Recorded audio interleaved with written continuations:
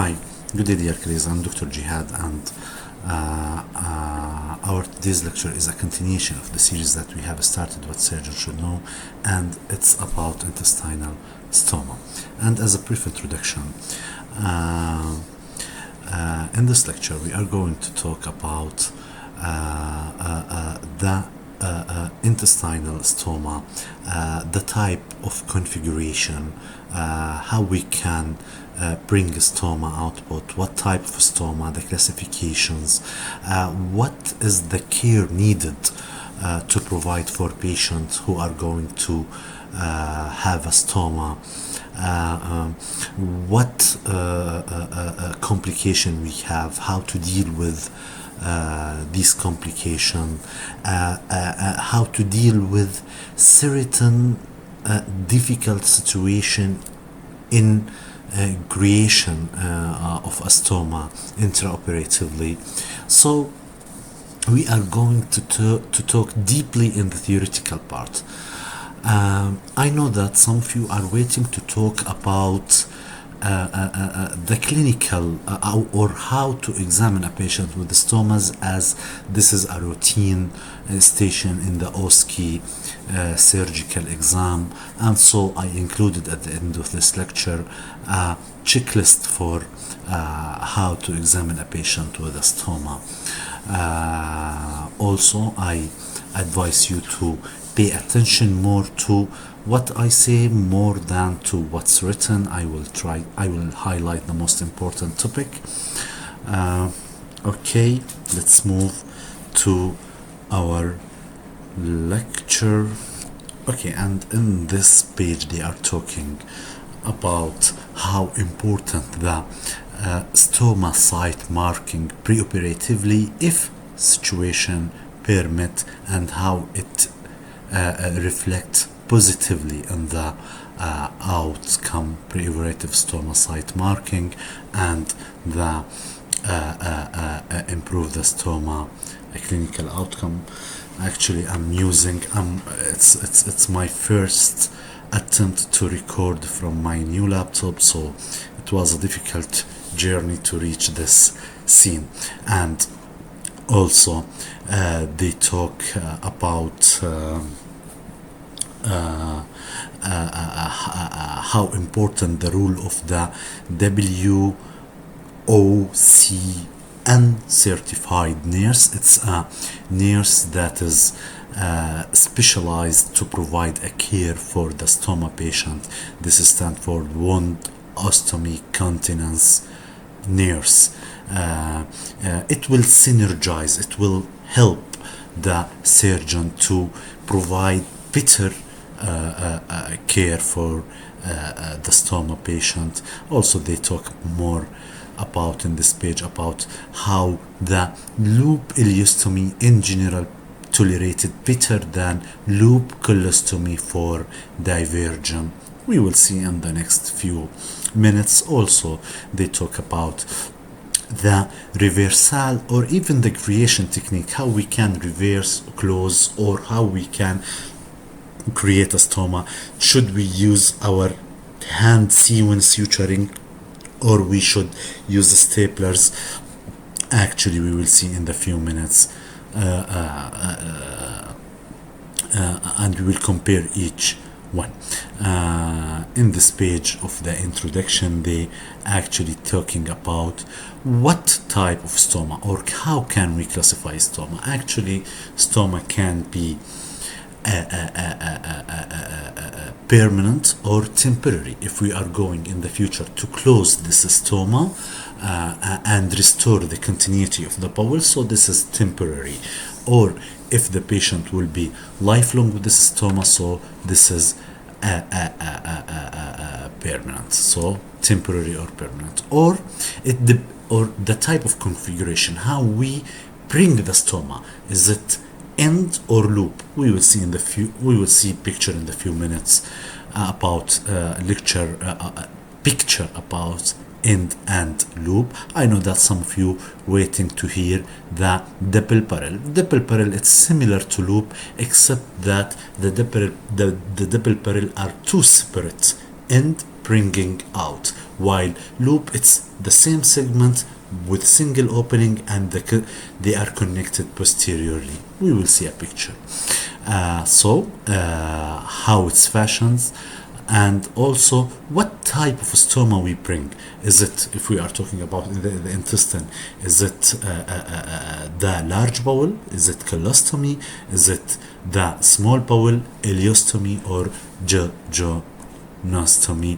We will see a comparison between them in the next few minutes.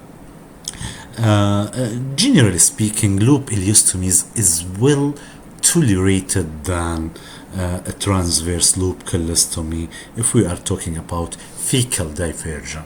So we will see also this in the next few minutes. Okay. Some type of stomas called the continent ileostomies. Actually, this is when we want to control our output, specific configuration, specific design for the stoma, so that we can control the output, either GI stoma, which is our subject here, or even in the genitourinary stoma, so we can control the urination. Okay, here is a table that summarizes what we said. Actually, here is temporary. Actually, temporary can be end or loop, can be colostomy or ileostomy or jejunostomy.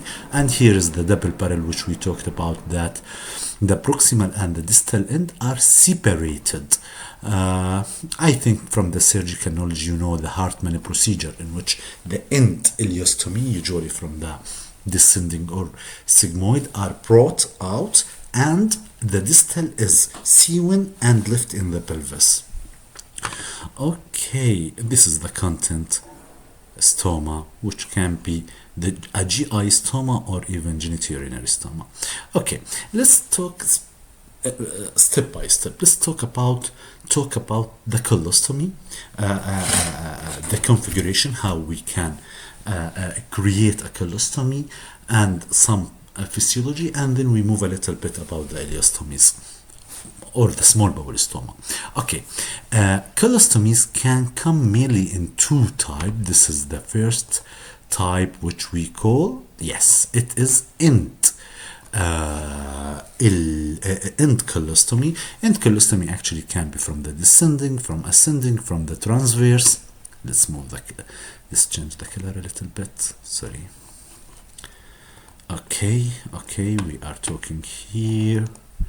So, okay, thank you.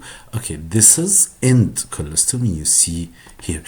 Actually, here I don't know, it's from the descending or the sigmoid. Actually from left-sided colostomy, actually we say that it can be ascending or transverse. Here a little bit comparison between the transverse and the descending colostomy. Actually, the transverse is poorly correlated because it's a higher output. The output will be more. Also the location, it will be more cephalid, more proximal to the chest and neck, so it's not well tolerated as end colostomy. Okay, we said end colostomies can be created for benign and even for malignant disease. Can be temporary or can be permanent. It doesn't matter. For example, if we are talking about permanent means that we have severe distal problems, so that the continuity of the bowel cannot be restored. We have significant problem or severe problem here. For example, we are talking about lower rectal cancer, recurrent anal cancer, severe radiation proctitis, so that we cannot reverse the stoma. Of the temporary, we know the Hartmann procedure, in which we bring an temporary end colostomy, and the distal part we actually close it and leave it in the pelvis, and later on we can restore the continuity. Hartmann procedure can be performed for diverticulitis, severe perforated trauma, many indication. End colostomy are suitable for those who are not candidate for restorative procedure, in which the distal part is severely diseased. For example, we said those who have fecal incontinence, those who have severe neurological impairment, or we resect the anal complex, so the continence mechanism is disrupted. So it's better to use end colostomy. In elderly patient also, it's better to use end colostomy. Okay, if we are talking about loop ileostomy a little bit, this is the loop ileostomy. You can see here that loop ileostomy, they are connected posteriorly. This is a one segment. We open it, so we have a proximal part, we have distal part. Double parallel, no, they are separately. Okay, this is actually what we call it a rod. Actually, it's to keep the stoma in its side and to prevent retraction, we will see in the few minutes. Usually loop ileostomy is brought from either the sigmoid or the transverse. We said that always the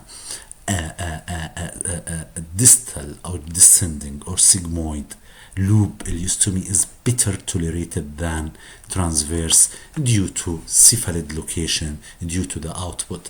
As a general rule, you have to remember, the more proximal the stoma, the more output. The more output, the more we have complication regarding dehydration, electrolyte imbalance, fluid imbalance, and so. But they are easy to create. You remember that the sigmoid and the transverse are extraperitoneal or non-peritonealized, so they are easy to create. You can notice that we have the proximal and the distal end, so we can when we want to reverse, we want to close them, we can use just a local incision under general anesthesia, and in specific situation under local anesthesia we can close them. So it's easy to reverse when we compare it to end colostomy. Okay. What we have to, what are the indication? Actually, it's similar. If we are talking about, they are good for those who have, for example, obstructive disease, either malignant or non-malignant, benign distal obstructive disease, so we can use loop colostomy. Why not to use end colostomy? This is another question. This we have to answer it when we study the disease itself, whether we choose loop ileostomy or end loop colostomy or end colostomy. But one of the main differences, we already said that the loop colostomy is easily to reverse. Okay, what is the significance of the distal part? If we use it, the proximal part, this part, the proximal stoma uses to divert the stool, and the distal part for venting or ventilation. The distal part, actually here some mucus can be secreted, so can be brought out by the stoma. One of the important indication of loop colostomy is to protect the distal anastomosis. If we have here surgery and we have here anastomosis, for a while we want to divert the stool from our anastomosis, and so we can use loop colostomy. In general, loop ileostomy is better, but this is another question. For example, in colorectal or coloanal anastomosis, we can use loop colostomy. Temporary also, we can use it, either permanent or temporary. Usually loop, either ileostomy or colostomy are temporary. temporary, for example, in temporary colostomies, temporary loop colostomies, we can use it for pelvic sepsis, for rectal trauma, non-healing if we have a sacral ulcer that is with no healing and or difficulty to heal, and we want to divert the stool a little bit for a while until the tissue gets better. We have severe anorectal fistulas or complex fistula that is difficult to manage medically, and we want to give us time for treatment, so we can divert the stool by loop colostomy. Why not end colostomy? This is another question. So this is not the scope of our lecture. Okay, we said again that loop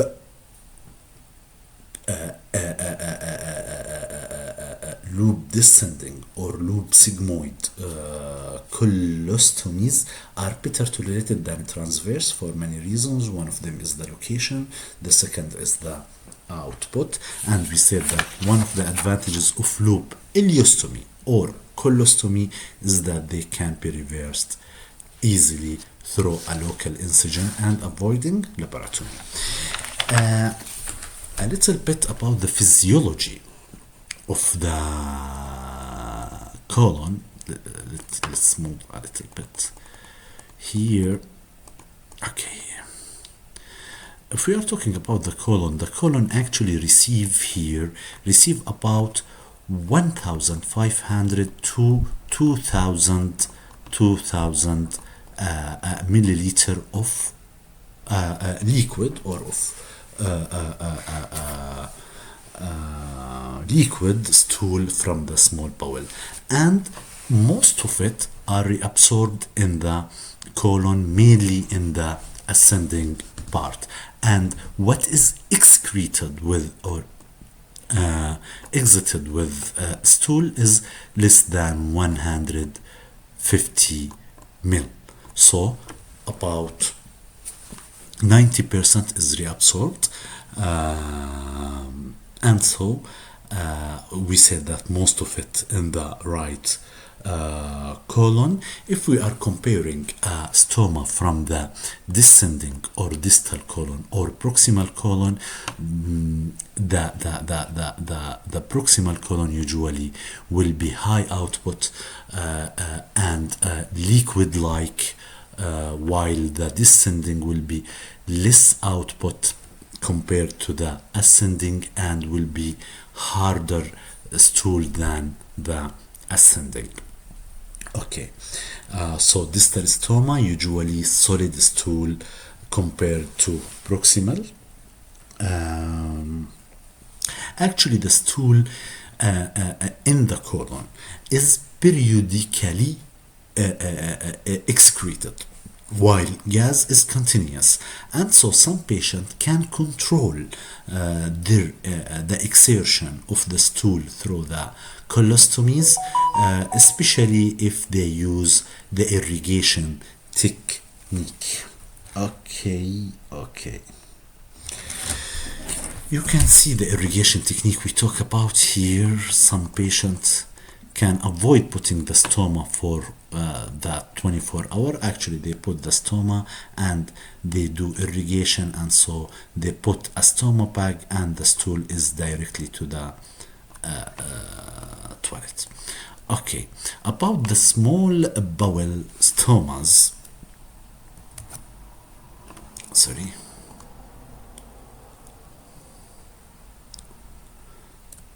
And about the small bowel stomas, they are mainly two types: the int, and you can see here the int ileostomy or loop ileostomy as seen here. One of the first thing that you can note that the protrusion, this is called the spout, so it is elevated from the skin level. We will see and discuss this later. Actually, we said that and it could be also temporary or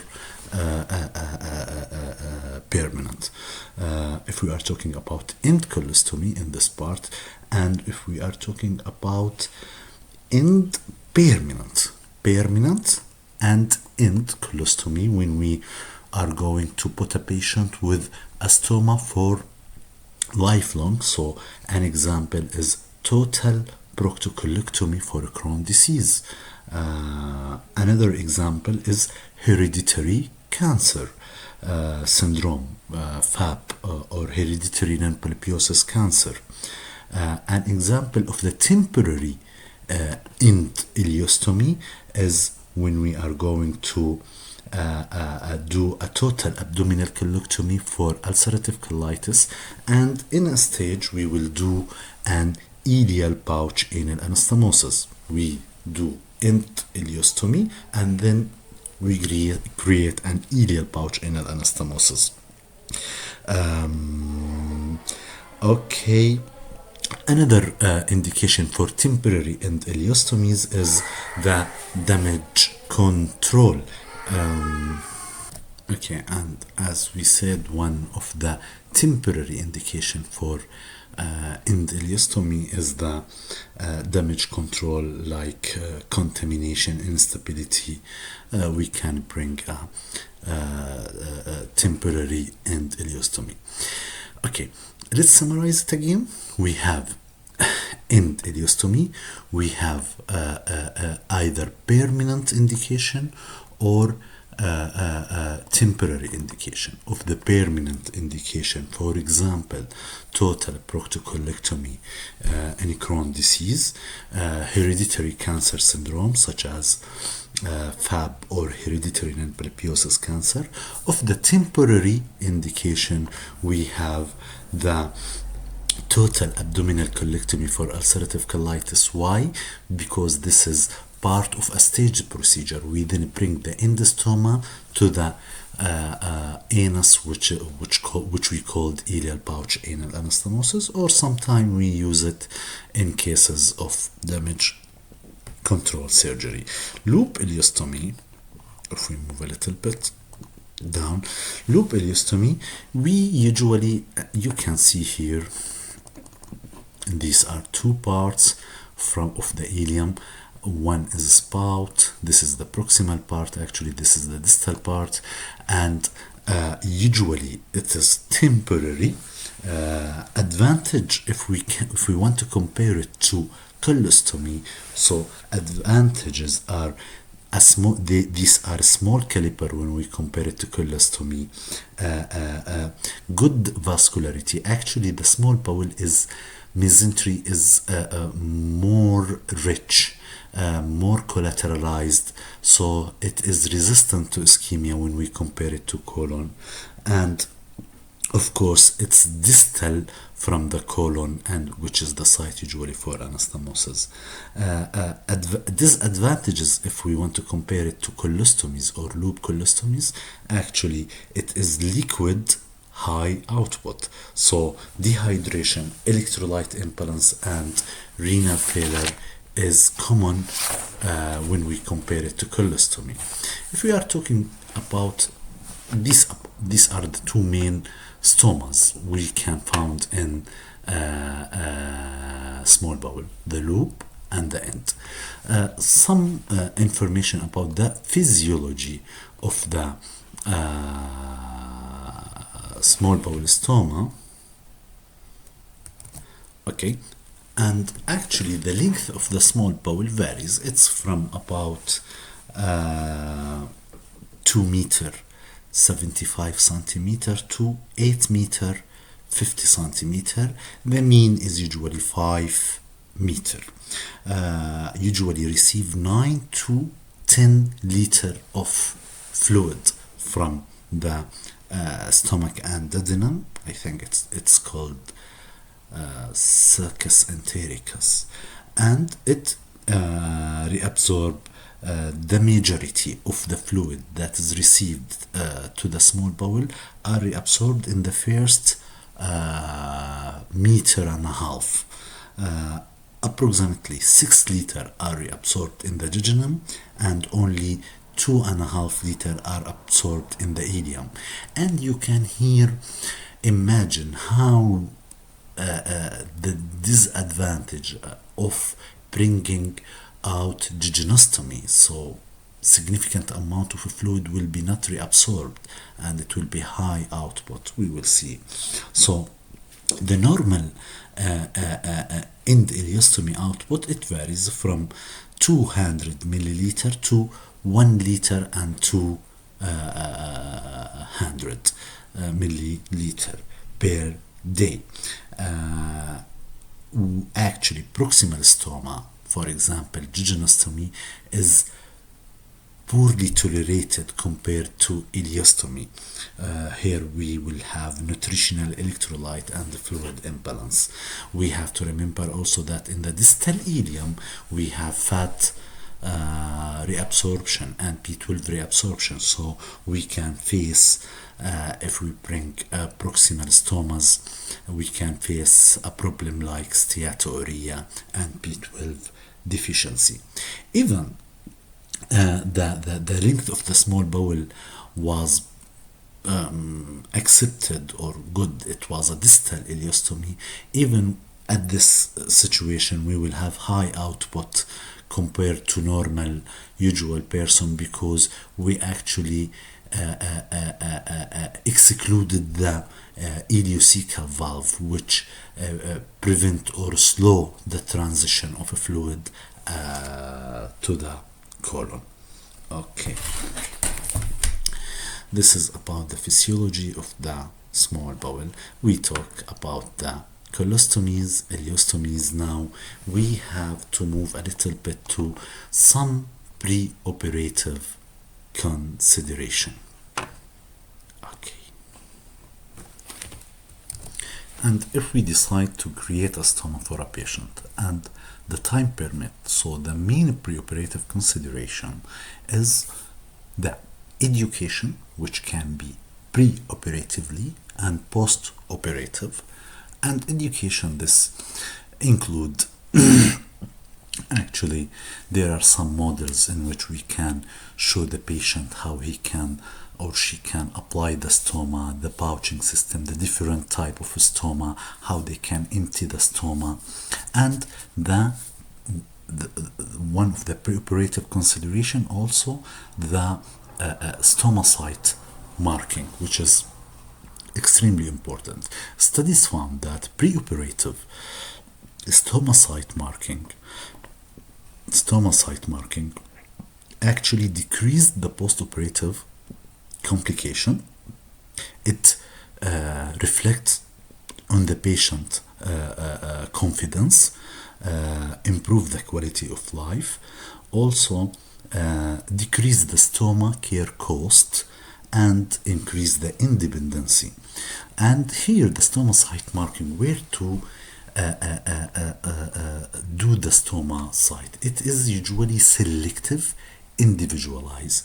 Many consideration play a role here. For example, the contour of the patient, the presence of a scar, the bony preference. This is different from patient to another. An important topic when we want to site the stoma preoperatively is to site it or to mark the site while the patient is standing, while the patient is sitting, and while the patient is lying. One of the consideration also the lifestyle, occupation, and the patient preference. One of the guide we use actually what we call the stoma triangle, which is marked by the anterior superior iliac spine, the pubic tuberculi, and the umbilicus. This is the triangle. When it is bilateral, it will be rhomboid-like. This, when actually in this triangle, in the center of it will be the rectus sheath. The ideal to be through the rectus sheath in this triangle. And actually, after selecting the stoma site, we have to inspect the skin around the ideal location, and we have to have at least 2 inches of clear skin apart from any scars or any bony protuberance, so that we will not have a problem in the appliance of the stoma. Okay. Okay, there are some commercially available discs in which we put the potential stoma site and it can guide us. Here are some commercially available discs. This actually can guide us where the stoma will be and where the opening will be. You can see here that it is through the rectus sheath, and also here it's through the rectus sheath within the stoma triangle. Okay, let's move to another picture a little bit. Here you can see different complication. For example, the first one, loop ileostomy created close to the incision. Here it's close to the bony protuberance, and so the appliance putting a stoma here is a little bit difficult. You can see here the stoma is retracted a little bit because it's actually in the skin fold. Here also D, B, stoma created in a skin fold. Okay, here are some complication of bad stoma site. Actually, there is a general sentence in the colorectal among the colorectal surgeon that putting a stoma, a bad stoma, in a good location is better than putting a good stoma in a poor location. So the location itself is better, that is important, more important than the quality of the stoma itself. Okay. Some of the difficult situation you can see here is the large abdomen. When the abdomen is huge, and so putting the stoma in the stoma triangle will be too far from the site of the patient, and so we can move the stoma a little bit cephalic. This is one region because it will be in the line of sight. We call it the line of sight. This is one. Second, also the upper abdomen, the wall of the upper abdomen, we will see a picture in the next few minutes that the upper wall of the abdomen is thinner than the lower part in obese patient, and so creating a stoma in the upper part is far much easy. Okay, we said that we have to mark the stoma in 3 positions: while the patient in standing, while the patient is sitting, and while the patient is lying. Also, we have why when sitting, for example, to see the effects of creases and skin folds, in standing to avoid the waistline, or if there is breast enlargement and epidendylus breast, so that we can notice it when the patient is standing.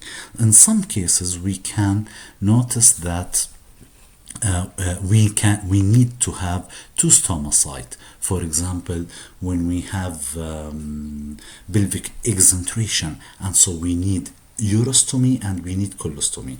In similar cases, we advise to put 2 different sites stoma in two different locations, bilateral, left and right, and 2 different levels. Okay, on the opposite side, each one on the opposite side, and in 2 different levels. Why in 2 different levels? We may need a stoma belt, and so it will not prevent the output of the other stoma.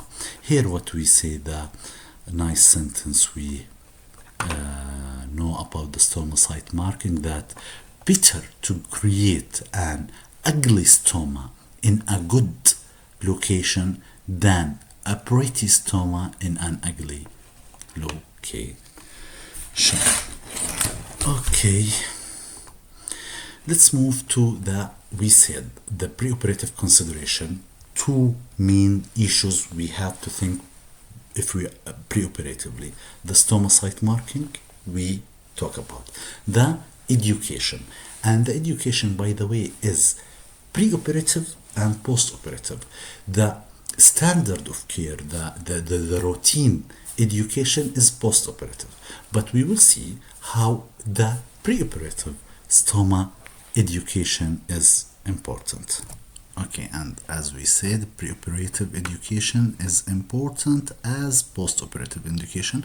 Not only that, but also some studies found that preoperative teaching or preoperative stoma education is better than postoperative, because postoperatively the patient is suffering from pain, from stress, is concerning about his medication, so he have or she have time preoperatively to be educated. This is an example of a kit, a stoma kit that can be given to a patient who are going to have a stoma. You can see here a CD explaining how is stoma and many things that can be face a patient with a stoma. Here is the sizing, which size is appropriate for each patient. Here is the stoma model to practice to put the pouch on it, and a book. It's a kit given for a patient. Actually, preoperative stoma education is a subject of my researches, which will be published with God willing in the next few months. Okay, here we said that citing, we talk about education preoperatively and postoperatively, and how important the preoperative education. What's written here already we talked about. Let's move to some technical consideration of stoma site creation. And here we are going to discuss how to create an end ileostomy or loop ileostomy. If we are talking first about end ileostomy, or how to create an end ileostomy, first of all, we have to remember that small bowel in the stoma is easy to create more than the large bowel, because the mobility of the small bowel mesentery is higher than the large bowel. The vascularity to the small bowel is better than the large bowel, so it's less susceptible to ischemia. The endostoma can be created either laparoscopically, which is favored, and or open. After we select the segment, we have to check that the mesentery is fully mobilized, and so we can bring, you can see here in this picture, we can bring the stoma out, so the mesentery here should be mobilized a little bit. If it's not mobilized, or if it's tethered, or we may need to cut some of the mesentery, and if we do so, we have to check the mesentery. Actually, there is a vessel in the mesentery which provide nutrition and blood support to the bowel, and if we need to cut some of the mesentery to bring the stoma out, we have to check the viability of the stoma, and mainly the viability of the of this part, the tip of the stoma, because it's the most susceptible to ischemia. The viability can be checked by three main ways. First of all, if we are in open procedure, we can palpate the pulse during the mesentery. We can put our hand and feel the pulse So we have blood supply. We can see the bleeding, arterial bleeding, pulsatile arterial bleeding from the cut edges, and some novel technique called the endocyanine green test. We will see it in the next few minutes. Actually, it tests the perfusion of the blood to the small bowel. So we have three ways to check the vascularity or the blood supply to the part we are going to bring it out. Okay. Also, another way, if we are on an open procedure, we can use the translumination test. Actually, we can see the vessel through the mesentery. Actually, avoiding the ischemia to the or assuring that there is a good vascularity to the part we are bringing, this will prevent the complication associated with ischemia, such as stenosis or retraction. In some cases with thick or obese patient, it's difficult actually to bring the stoma, and we have special lengthening procedure. We will see it in the next few minutes. Actually, the skin diameter we open, actually it's 2 centimeter diameter of the skin. Here we open 2 centimeter cruciate incision, and then we move down to the anterior rectus sheath.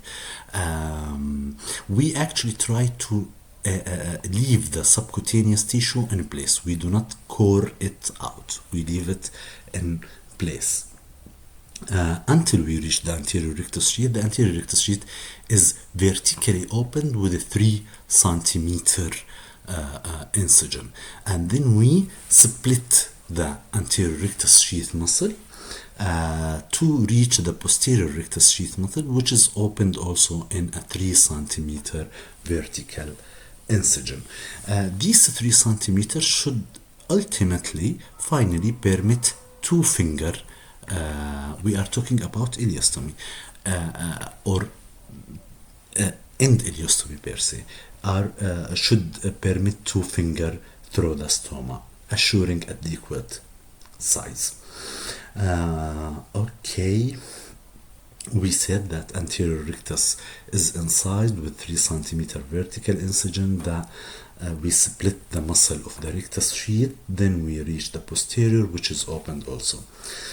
Okay, to avoid retraction, here you can see that they bring more bowel than needed. It's just to avoid retraction. We need to bring about 5 to 6 centimeter of the small bowel out of the out of the abdomen to assure that protraction will not happen. We do not need that all that size. We just want to feel that these size are free enough to come out of the abdomen, and so we avoid a retraction of the stoma. Okay. Actually, we leave the stoma closed. We do not maturate it or spouse it, as we will see in the next lecture, in the next picture, until we close all the other wounds. If we have midline laparotomy wound, we have to close it to avoid contamination. Okay, the protrusion of the stoma, let's move a little bit down. Here, the protrusion of the stoma should be about 2 to 3 centimeter. You can see here it is 2 to 3 centimeter. How we can do this? This is actually called brachysuturing. Brachysuture, you can see that they bring the stoma out and they check that about 5 to 6 centimeter can be brought out, and so retraction backward or force backward is not present, and they actually fold the ileum on itself, called the brachysuturing, and so ultimately we will have 2 to 3 centimeter of spousing. Okay. Here I want to also add that some old schools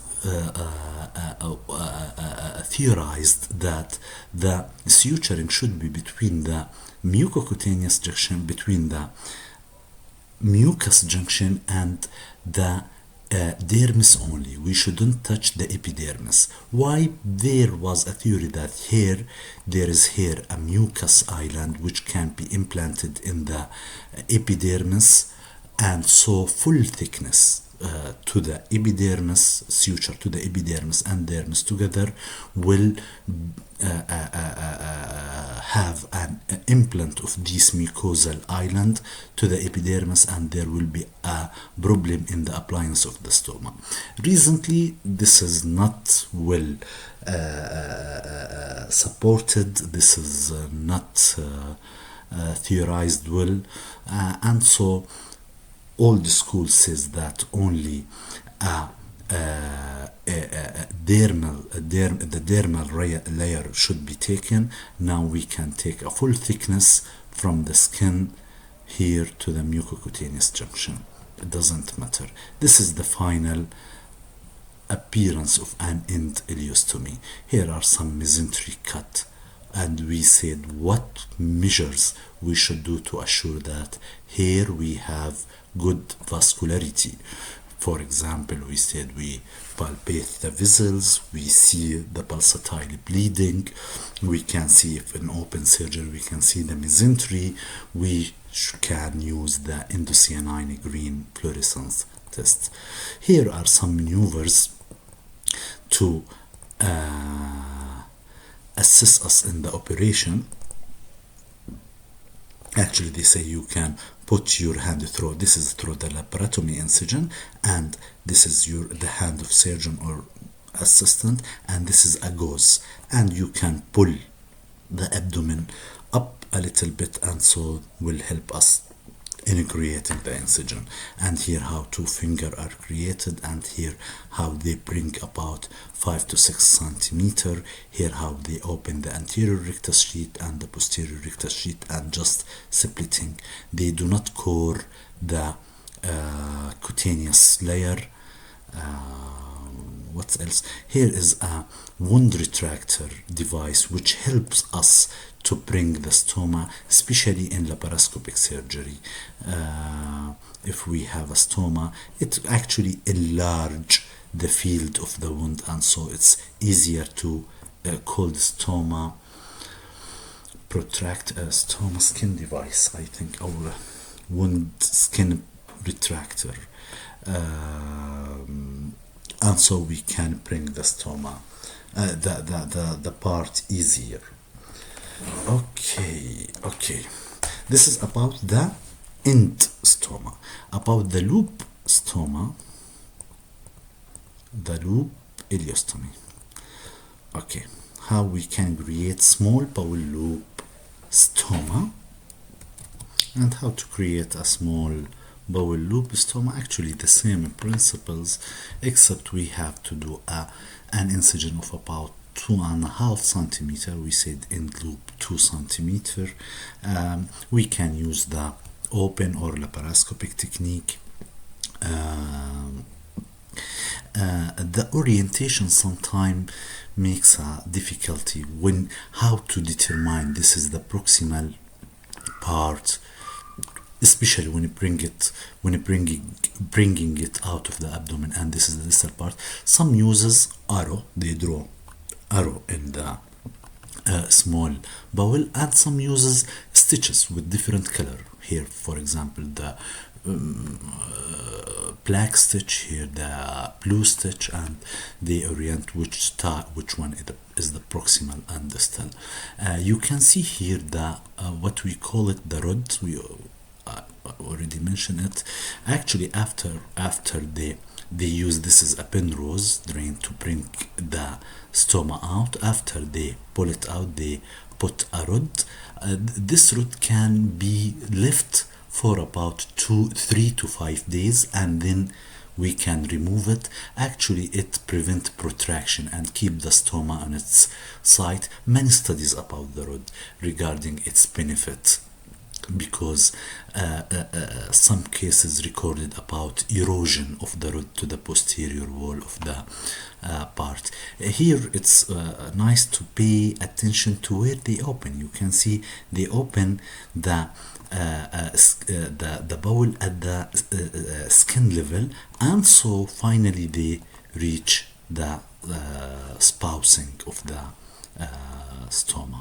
You can see here.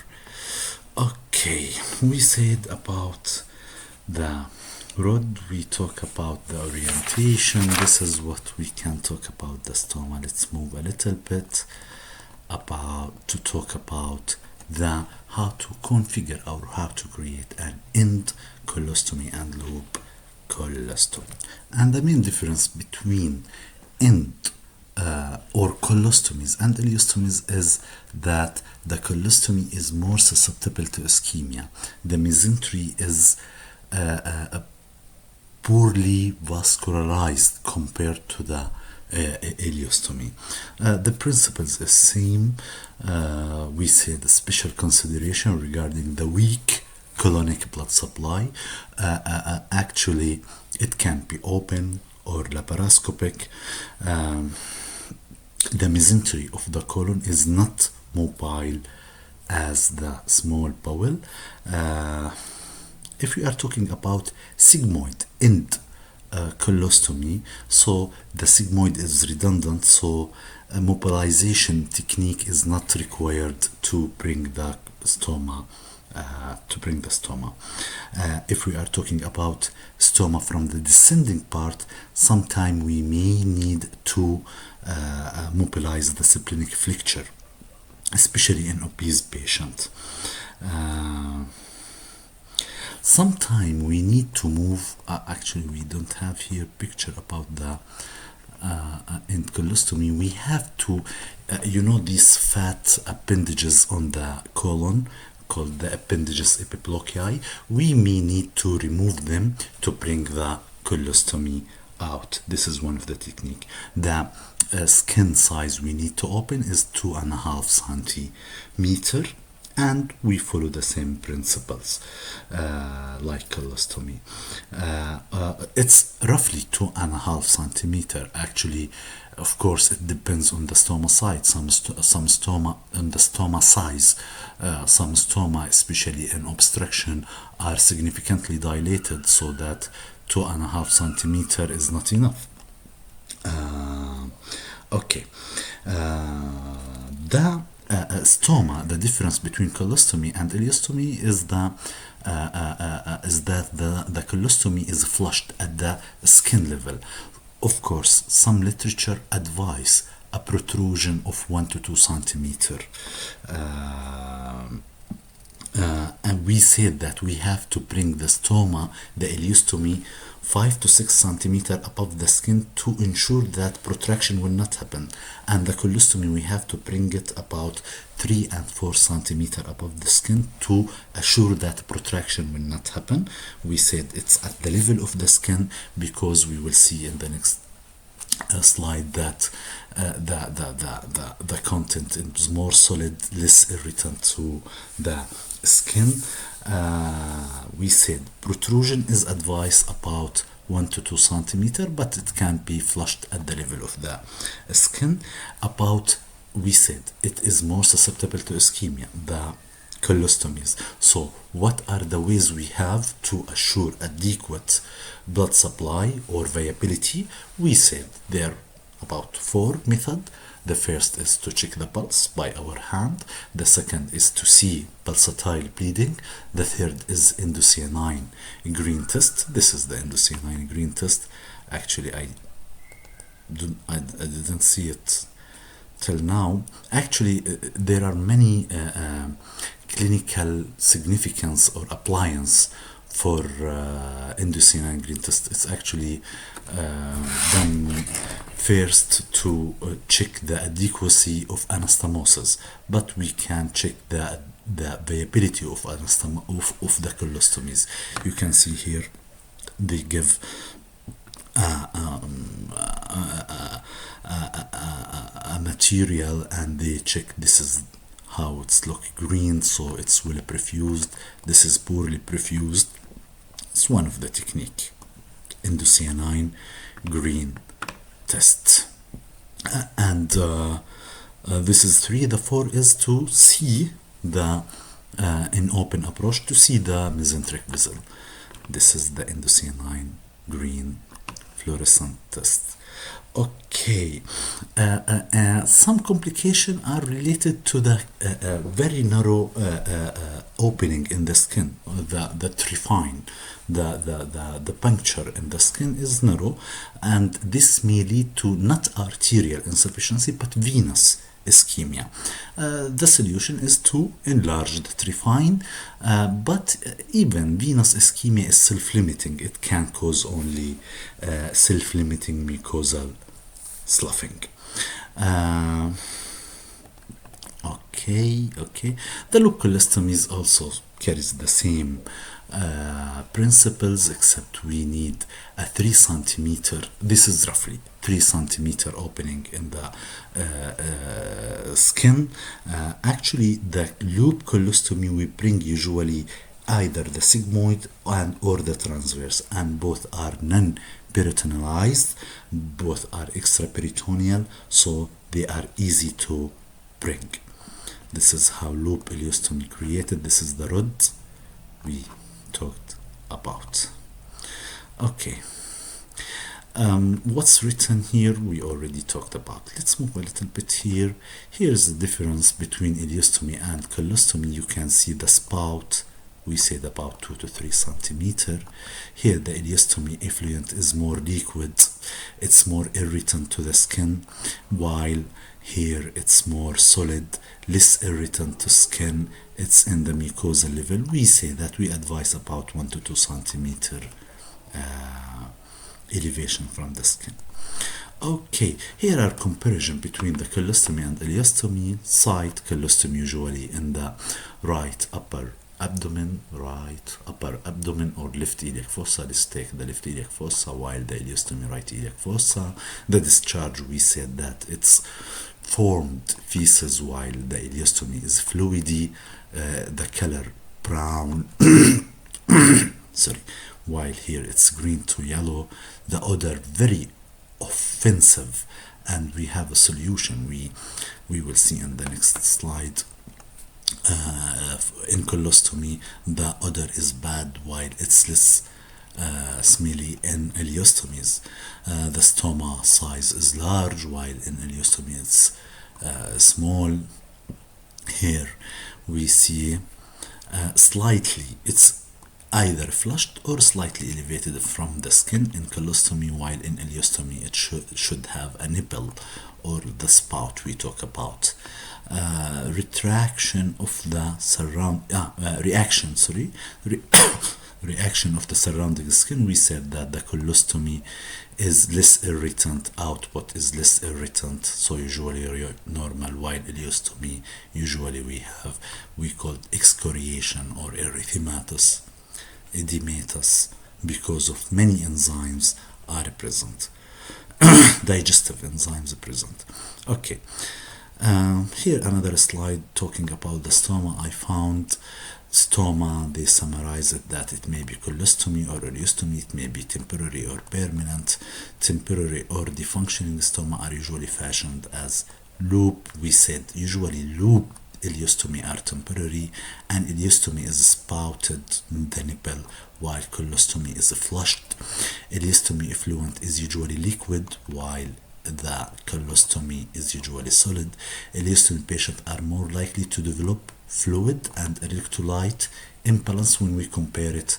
We said the more proximal the stoma, the more complication regarding the fluid and electrolyte. And ileostomy is usually sited at the right iliac fossa, while the colostomy is in the left iliac fossa. Whenever possible, patient should be counseled and cited by the stomach care nurse before operation. Okay, let's move to the next part of our lecture. Cicotomy, I'm not happy to talk about the cicotomy.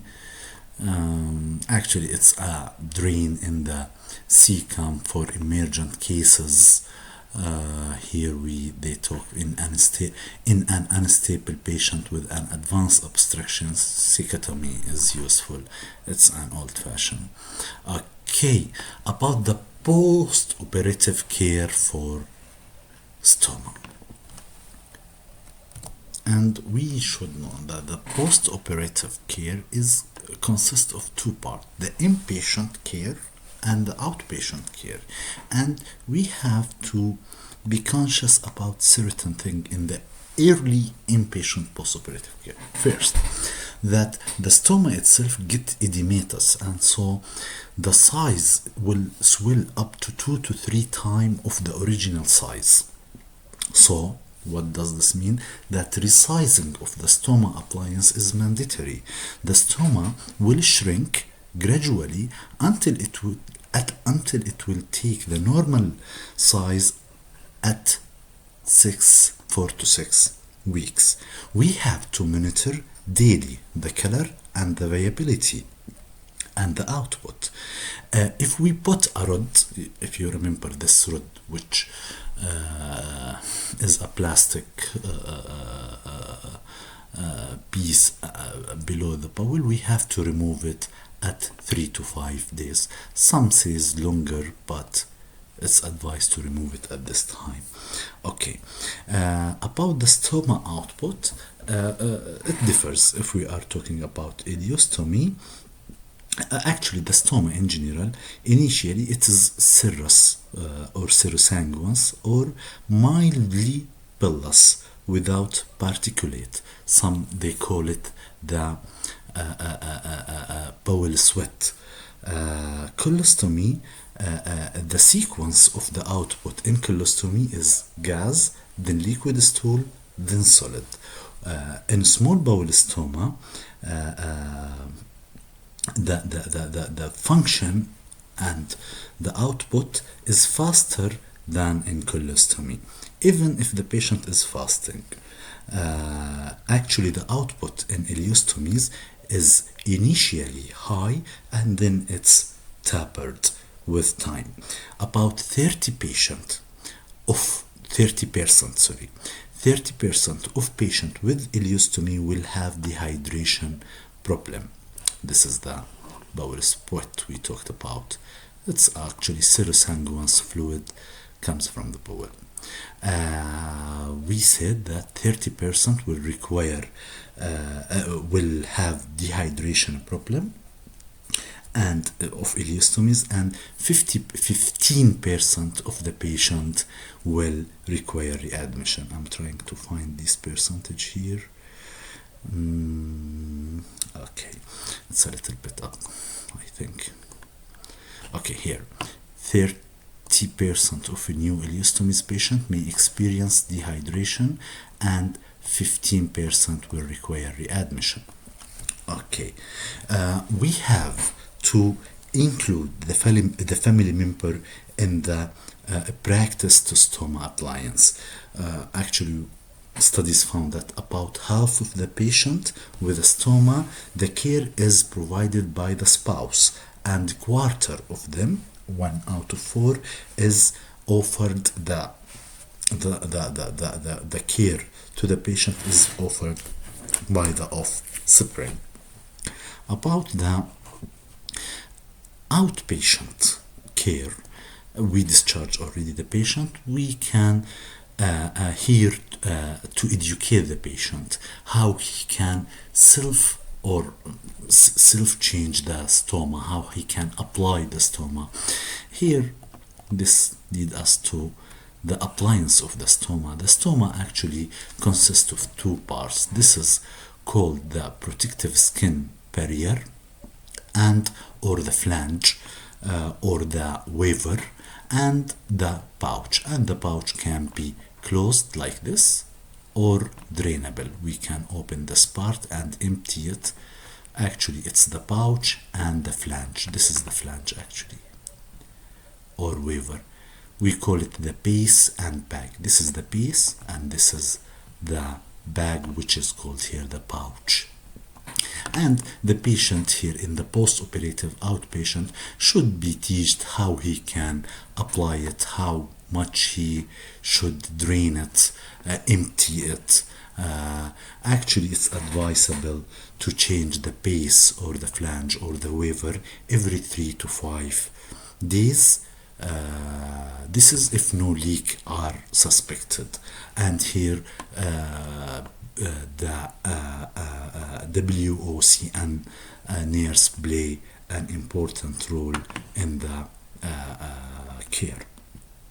Also, in some countries there is an ostomy support groups.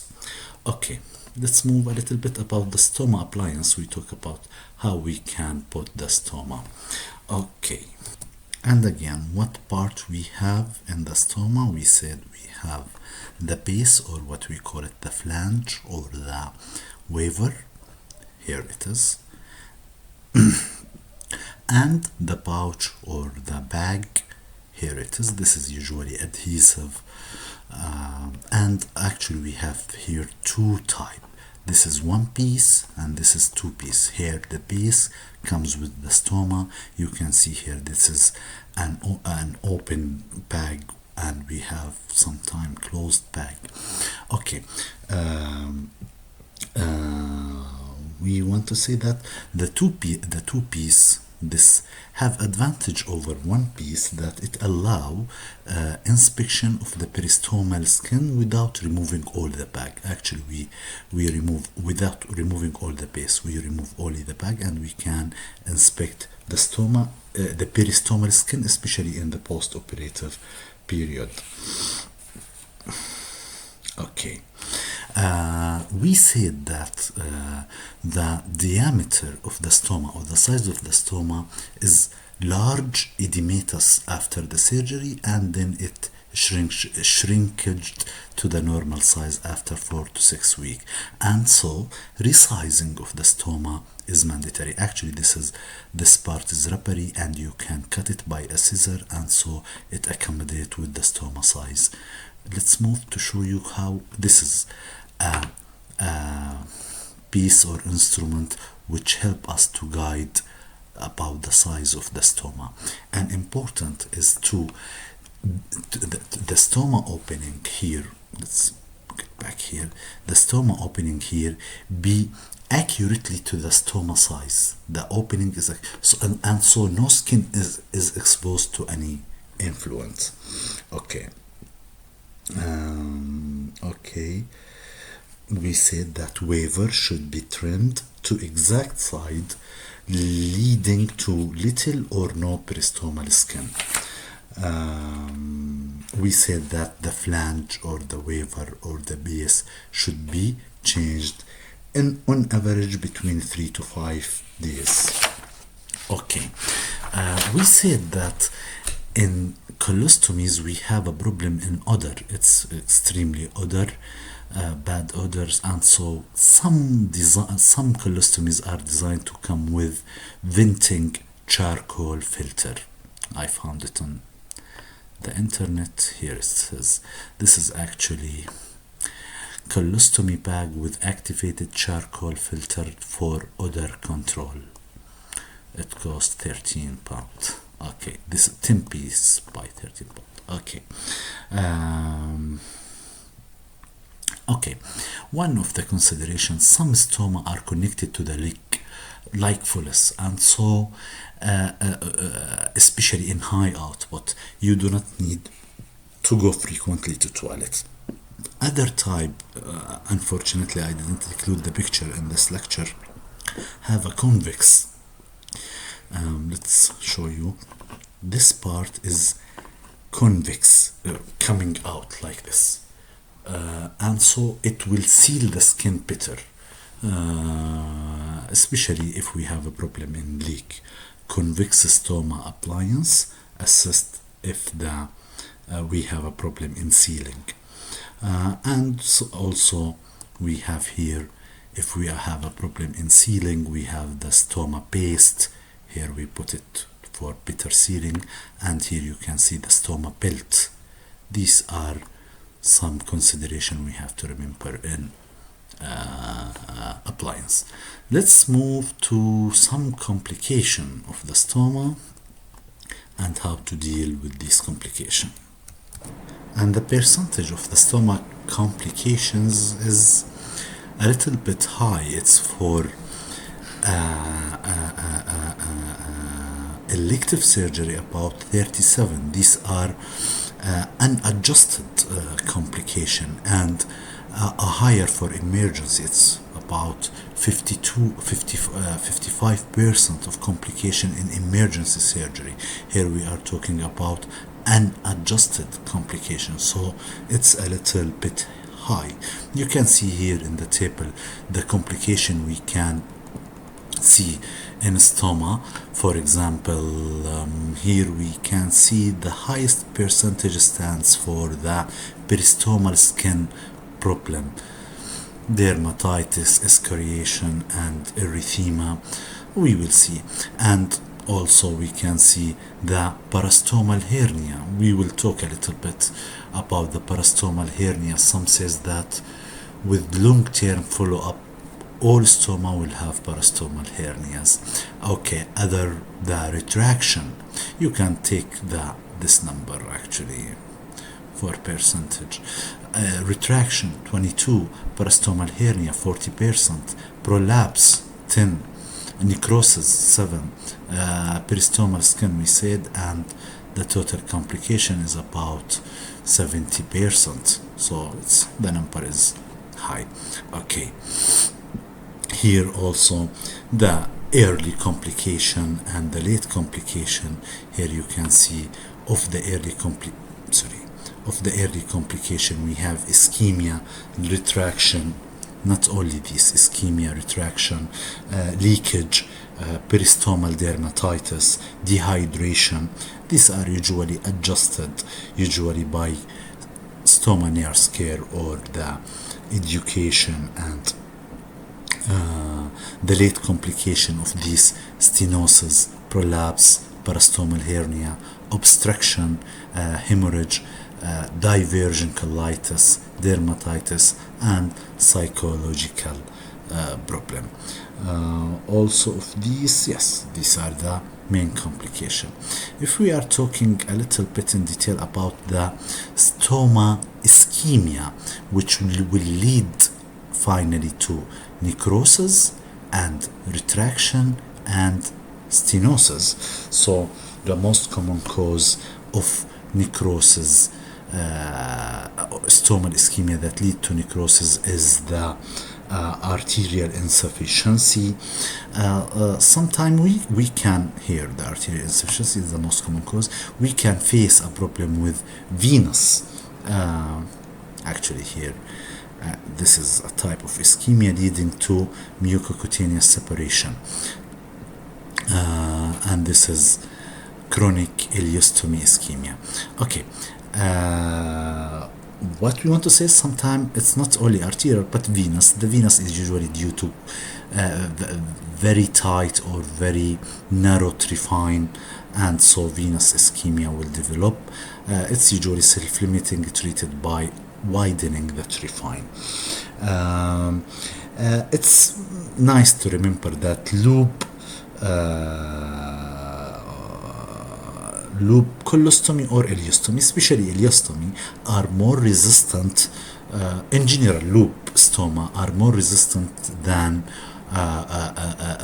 end stoma, because the loop stoma have rich mesentery, bilateral direction of the blood flow, so it's more resistant, while the end stoma have unilateral arterial flow, so they are more susceptible to ischemia. We talk about the technique that we have to check when we want to check the viability of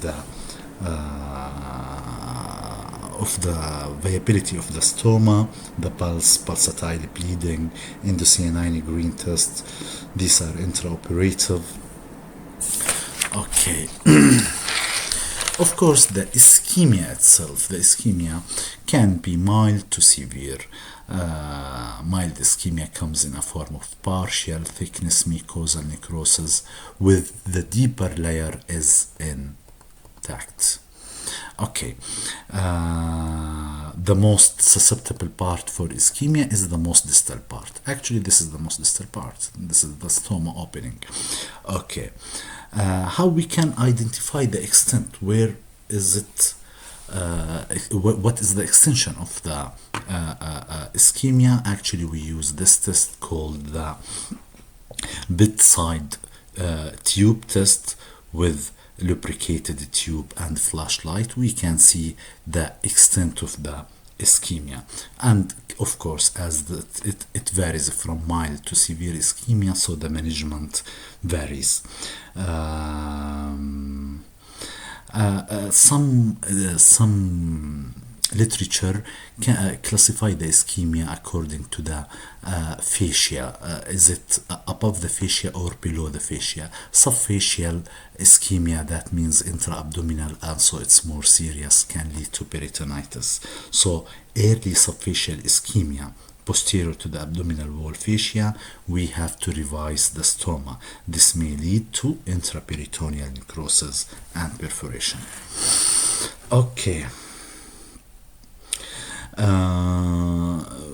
What else we can add?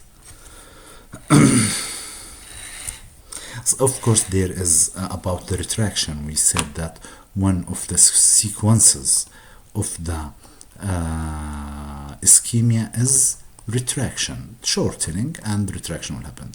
There are some, we call it non-ischemic retraction. It's retraction due to not non-ischemic causes. Of these are the retraction we see in obese patient. Okay, stenosis can also varies from mild to severe, and the management also varies. If the stenosis at the skin level, we can locally revise, especially if it is above the fascia. If it's subfacial, sometimes we need an intra-abdominal approach. Okay,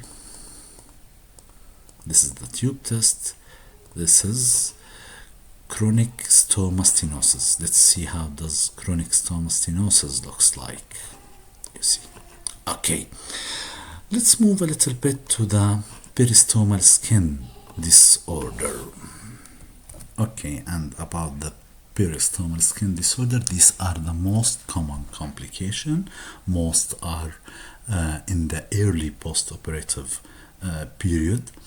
About 70% of these complications are not recognized by the patient itself. These are recognized by the nurse.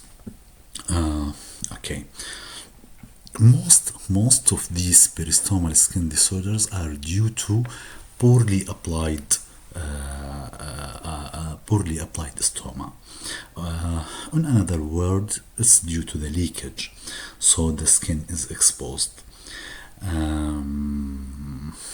Let's see here. You can see here how peristomal skin excoriation and ulceration attributed to ill-fitting stoma appliance.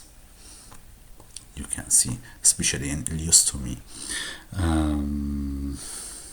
Okay, here you can see this is one of the solution of a poorly fitting stoma.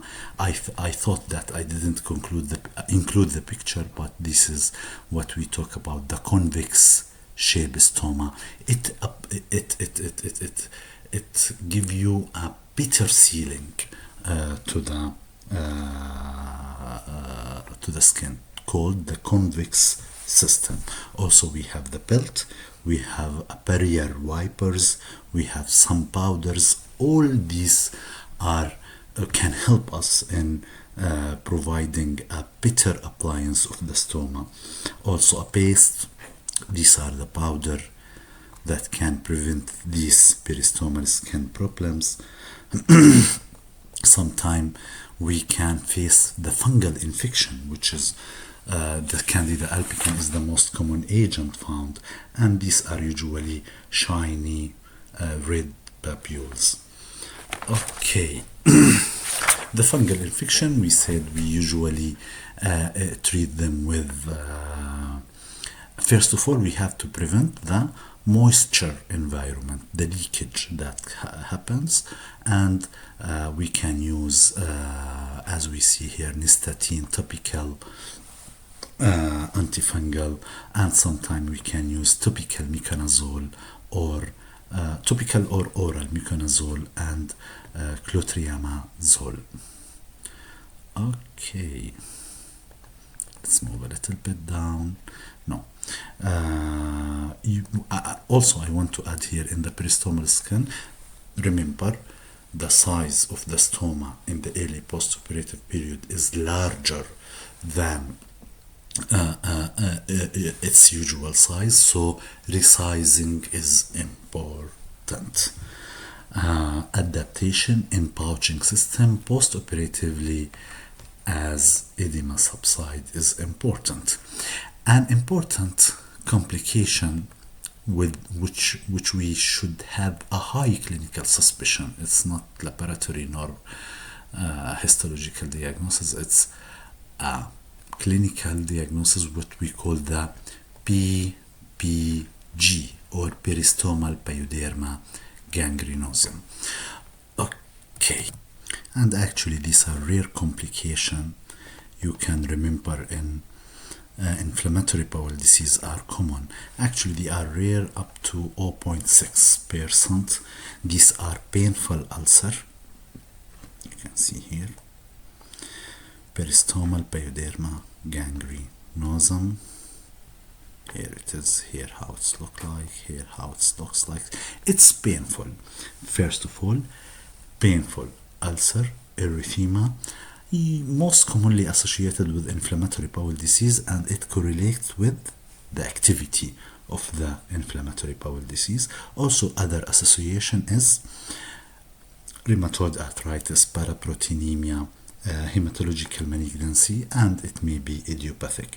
Associated of unknown cause with female and obese patient.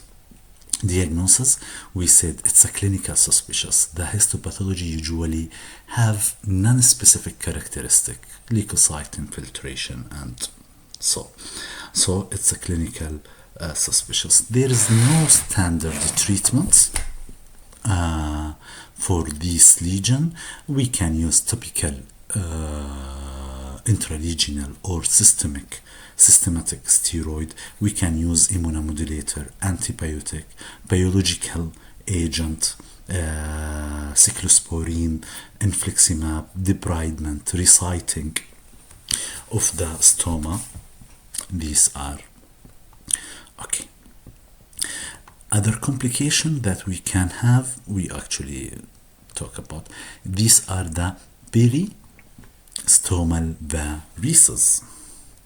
Okay, and this is a well-recognized complication. The peristomal varices is like the esophageal or gastric varices. You can note the hole around here.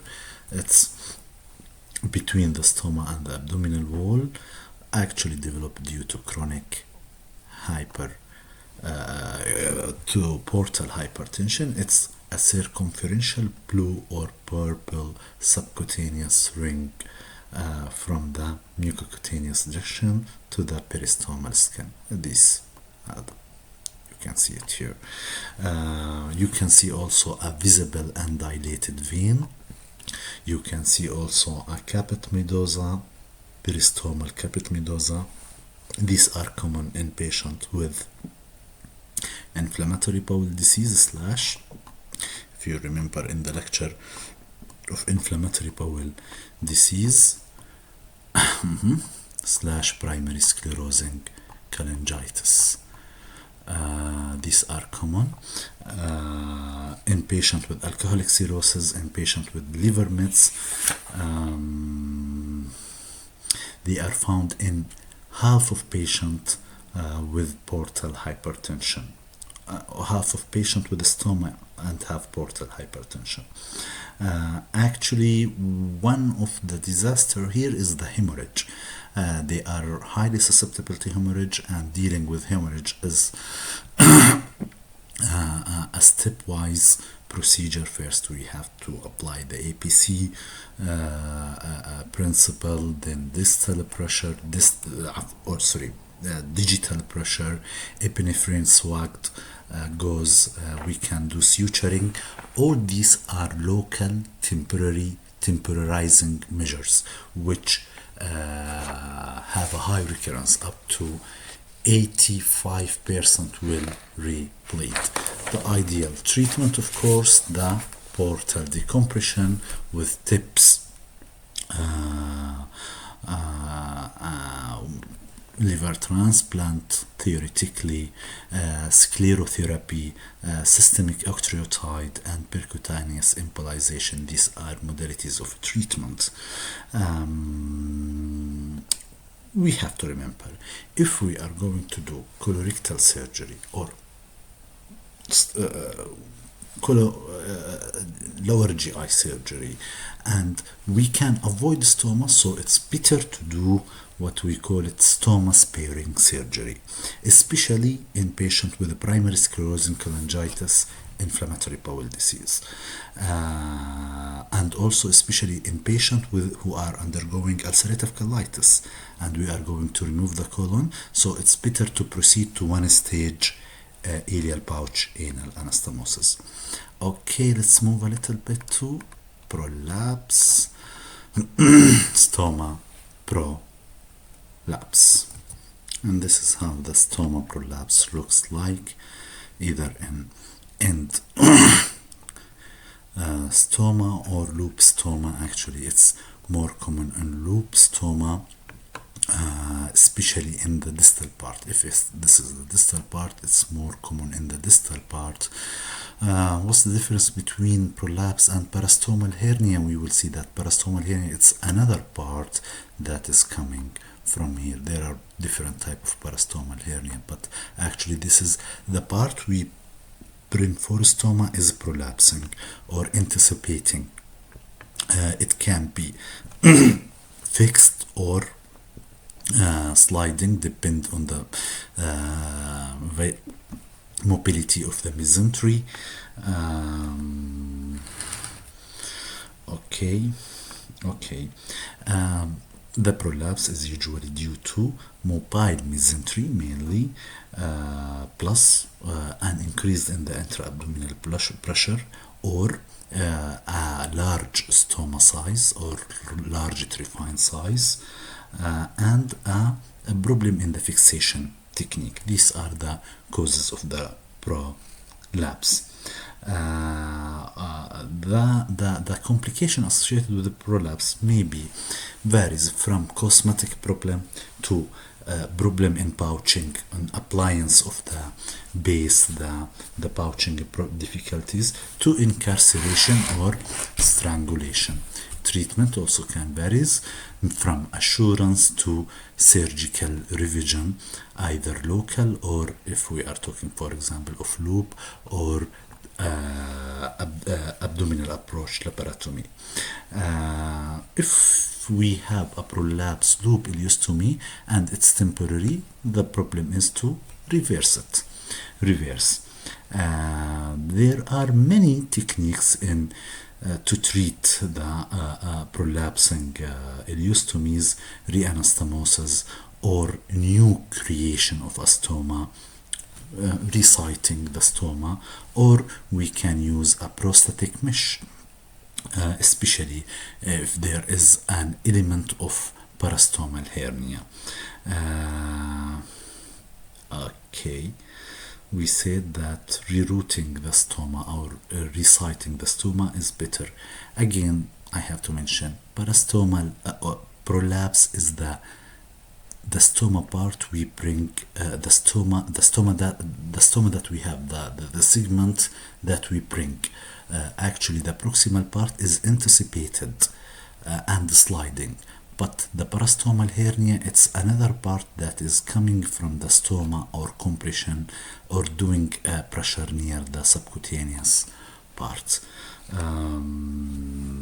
Let's see another picture. For example, this is how prolapse looks like.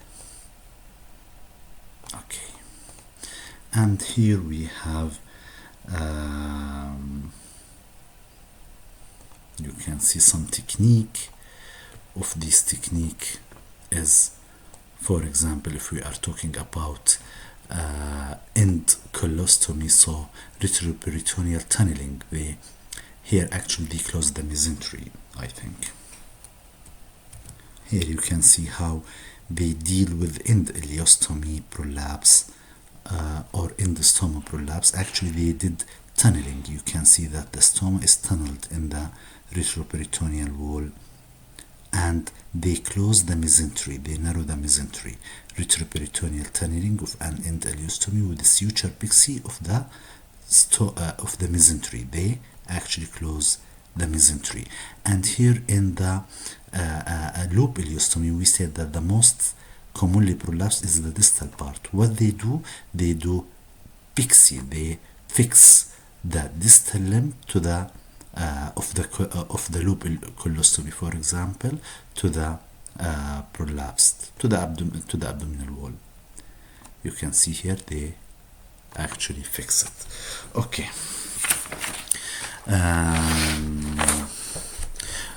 Some maneuvers can help us in we said that prolapse can complicate to incarceration or strangulation. Incarceration means difficulty to reduce. Strangulation means we have problem in the blood supply. If we are talking about incarceration, so it's viable, but we have problem in reduction. We have to try to reduce it. Sedation, anxiolytic like hernia, and some analgesic. Some uses topical ice so the edema will subside a little bit, and some theory about or some study about the use of sugar. One spoon of sugar will help to decrease the edema. While strangulation, if we have a problem with the strangulation, so this is stoma prolapse with ischemia and infarction. If we have problem with the strangulation, so immediate surgery. So these are some techniques dealing with prolapse. We said another is reciting, and a concept called pseudoprolapse. You can see it here. It's actually associated with pregnancy. It's actually a transient short segment is prolapsed during the pregnancy due to the increased intra-abdominal pressure and due to the uterine displacement of the abdominal viscera. Usually it's less than 3 centimeter, and usually it will subside after delivery. Less than 3 centimeter. Okay, the peristomal abscess, and this is a relatively common complication. The feature of abscess is tenderness, swelling, erythema, subcutaneous collection. Usually it's early post-op due to contamination, but we can find it late in Crohn's disease. The treatment is either operative drainage or image-guided drainage. If we want to put a catheter, so these techniques are advisable. Either you have to put the catheter near the stoma or far from the stoma, the coming part or the exiting part is either near the mucocutaneous junction or far. Not like this. You can see here it's in the middle, because here we will not have a pouching problem. Here we can include this part in the stoma. This will be out of the stoma, but this will interfere with the stoma part. Okay, this is about the abscesses. Now we are going to talk briefly about how to deal with high output small bowel stoma. Okay, we say that High output, we usually, this problem usually with the small bowel stomas, and we mentioned that up to 1 liter 200 milliliter per day is acceptable output. We said that high output can cause fluid, electrolyte, nutritional deficiency up to renal failure. Usually, the small bowel and rarely the proximal colostomies have this problem. The distal colectomies doesn't have the high output consequences. We said the more proximal the stoma, the more high output. Okay, and how to deal with high output small bowel stoma? First of all, here's many numbers. Actually, what I want you to remember is more than 1 liter 200 is considered high output stoma. We know that high output stoma can cause fluid, electrolyte, nutritional deficiency up to renal failure. High output usually associated with more proximal stoma. These are the ileostomies, jejunostomies, of course, and the proximal part of the colon, rarely with the distal part of the colon. We can see high output stoma in patients early post-operatively, and this usually will resolve.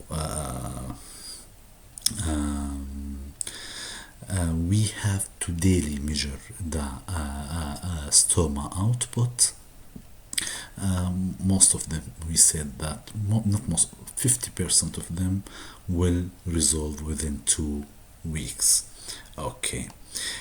If persistently high, we have a stepwise algorithm to deal with the high output stoma. Here you can see, first of all, it's a dietary. This include small frequent meal to separate the liquid from the solid, avoid concentrated sweets, and also try naturally thickening food like bananas, bread, peanut. These can help. We can move a little bit to psyllium husk, an excellent agent. We can use the antidiarrheal agent loperamide. We can use, it's like a stepwise or combination. We can use many agents together, the diphenoxylate, atropine, and pirajoric, which is opium. We will see its picture a little bit in a few seconds. Anti-secretory agent, H2 blocker, and proton pump inhibitor, and up to TPN. We can use TPN to provide total bowel rest and decrease the ileostomy output, especially if it's jejunostomy. We use TPN. We can use oral rehydration solution, and so to decrease the output of the ileostomy and parenteral nutrition. This is how the parajoric looks like. This is the psyllium husk. Let's move a little bit up. Psyllium husk. This is the oral rehydration solution and how we can make it at home, the oral rehydration solution, to help us in the high stoma output. Actually, we use 6 spoons of teaspoons of sugar and half a spoon of salt with 1 liter of water. This will help us with the okay, we said if another table also summarize the agent here, the psyllium. Of course, we have to remember that this is a high output stoma. That means, in another word, that the transient time is high. So tablet tablet maybe doesn't have the enough time to be reabsorbed, so we frequently use the liquid form of the drug or the elixir form of the drug. Here they summarize the common medication to control the high output psyllium husk: loperamide, diphenxylate, atropine, codeine. They slow atropine and codeine slow the bowel motion. Paregoric and opium here. Okay. Okay, in a case of persistently high, we have to think of underlying problem, so we have to do imaging. If there is partial obstruction proximal to the stoma, so what? It should be low output? No. Here we can have paradoxical, what we call it paradoxically high output. Here is it, paradoxically high output. So we have to do imaging to check that there is no proximal bowel obstruction. Also, we have to check for Crohn's disease. We have to suspect small bowel Crohn's disease, and also we have to suspect Clostridium difficile and do stool test for that, I think. Okay, stool testing. We can deal with steatorrhea. Steatorrhea, especially if we are resecting the terminal ileum, we will have problem with fat reabsorption. And in case of steatorrhea, we can use oral cholestyramine. We have to think of pancreatic insufficiency. This is the oral cholestyramine. If pancreatic insufficiency may cause persistently high output, these are the causes. And in case of pancreatic insufficiency, we can treat it with pancreatic enzyme replacement, octreotide, which is a somatostatin inhibitor. In cases of jejunostomy, which is hard to deal with, this is the octreotide. In cases of jejunostomy, we can proceed to TPN, actually, which is the severe form of the treatment, the aggressive form of the treatment. Okay. About the stoma reversal, if we are talking about temporary stoma and we want to reverse it, so what we need before we reverse the stoma, first we have to understand the anatomy. Actually, stoma creation, it's a minor part of a major surgery, but sometimes stoma reversal, especially if we are talking about colostomy, it's a very hard procedure. Sometimes the stoma reversal is harder than the stoma creation itself. So what we need to understand the anatomy, especially if it's designed by another surgeon. We have to check if there is any operative note, any pathological report. If we have records, we may need to do endoscopic evaluation if there is malignancy, recurrence, activity of the if we are talking about inflammatory bowel disease. We have also, if we are talking about loop ileostomy, we should be satisfied about the distal anastomosis. We usually do protective ileostomy, distal, to protect the distal anastomosis. So we may need, it's not routinely, but it's a surgeon preference and the surgeon decision, we may need to do lower GI fluoroscopic contrast study. To check for leak, to check for structure, to check for obstruction. So sometimes if the anastomosis is very low, we may use EUA, examination under anesthesia, to check if we are talking about coloanal or distal colorectal anastomosis or ileal pouch anal anastomosis. Okay. When to reverse the stoma? A very important question. The timing.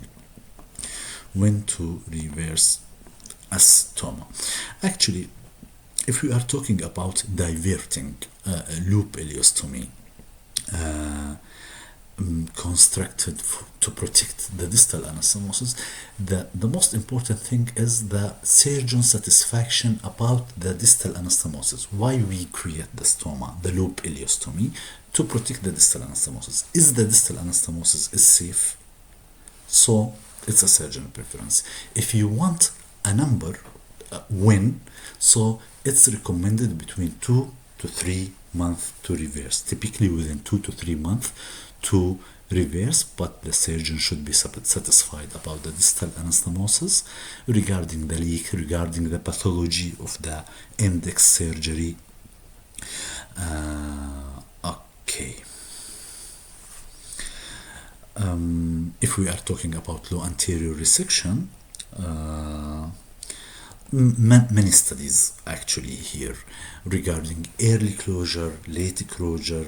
One study actually compared early closure at the 8 to 13 days to late closure, and they found the same outcome. But what we want to deliver is the most classic information: loop ileostomy actually after 2 to 3 months. If the patient in chemotherapy, actually here they talk about if the patient in chemotherapy here, so it's advisable after the patient complete his chemo or her chemotherapy, and we give 2 weeks after completing the chemotherapy in order to not affecting the wound healing. Also, again, here many studies about closure even in the mid of the chemotherapy.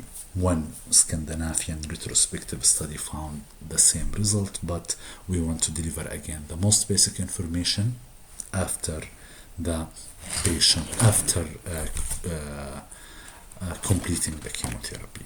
This is about the loop. If we are talking the end ileostomy, when to close an end ileostomy, also there are conflicting studies, and in general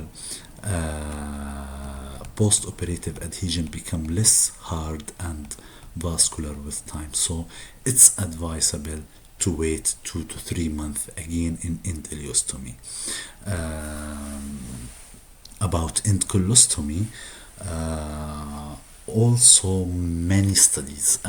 I don't want to make the lecture cloudy, but the timing, there are many studies, and they conclude finally what they advise until a clear information is present. But if we are talking, for example, about Hartmann, when it's advised, the basic information is to reverse it between 3 to 6 months. Of course, we have to be satisfied about the histopathology, we have to be satisfied about the anatomy, the patient agreement, and the colonoscopic evaluation, but classically between 3 to 6 months. This is if we are talking about Hartmann procedure or end colostomy. Okay, some technical consideration of how we can close loop ileostomy. Technical loop ileostomy. Okay, we said we want to now to close loop ileostomy. How we can close the loop stoma? First of all, the surgeon should be satisfied about the quality of the distal anastomosis, regarding the leak, regarding the pathology. We said that loop ileostomies can be performed locally. We do not need to do laparotomies because the proximal and distal part are present. Let's see the picture here. Here you can see they locally, they do not require laparotomy, but the midline laparotomy should be included in our surgical field because we may need unplanned laparotomy. So you can see here there is a circular incision outside the mucocutaneous junction, and until they reach the fascia till the abdomen.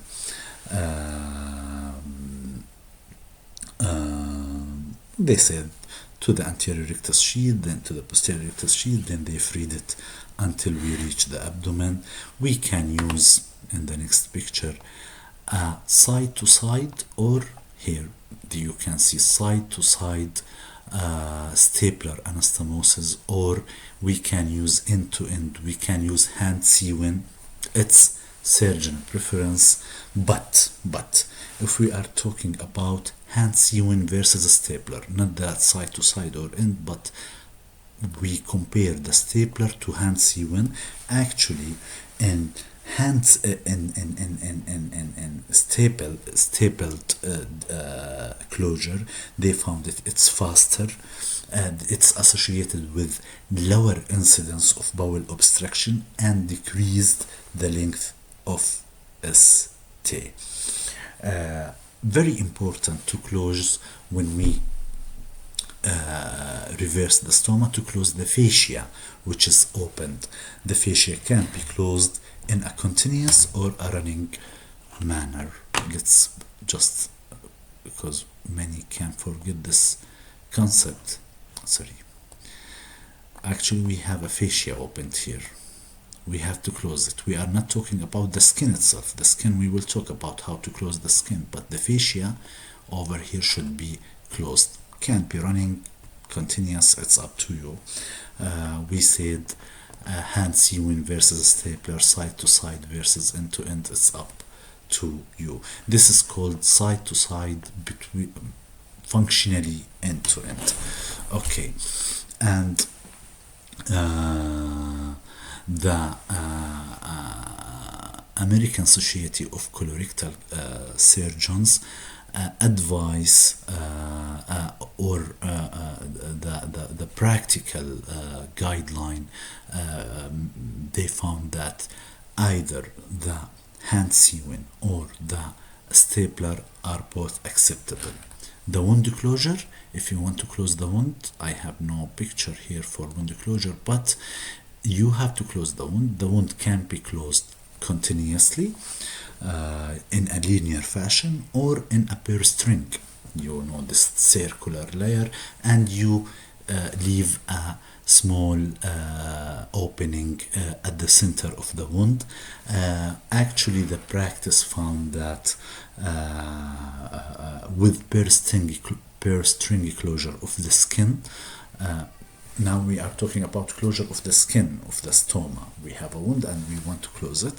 They found that using pair string is associated with lower wound infection and better patient satisfaction, so we recommend pair string closure.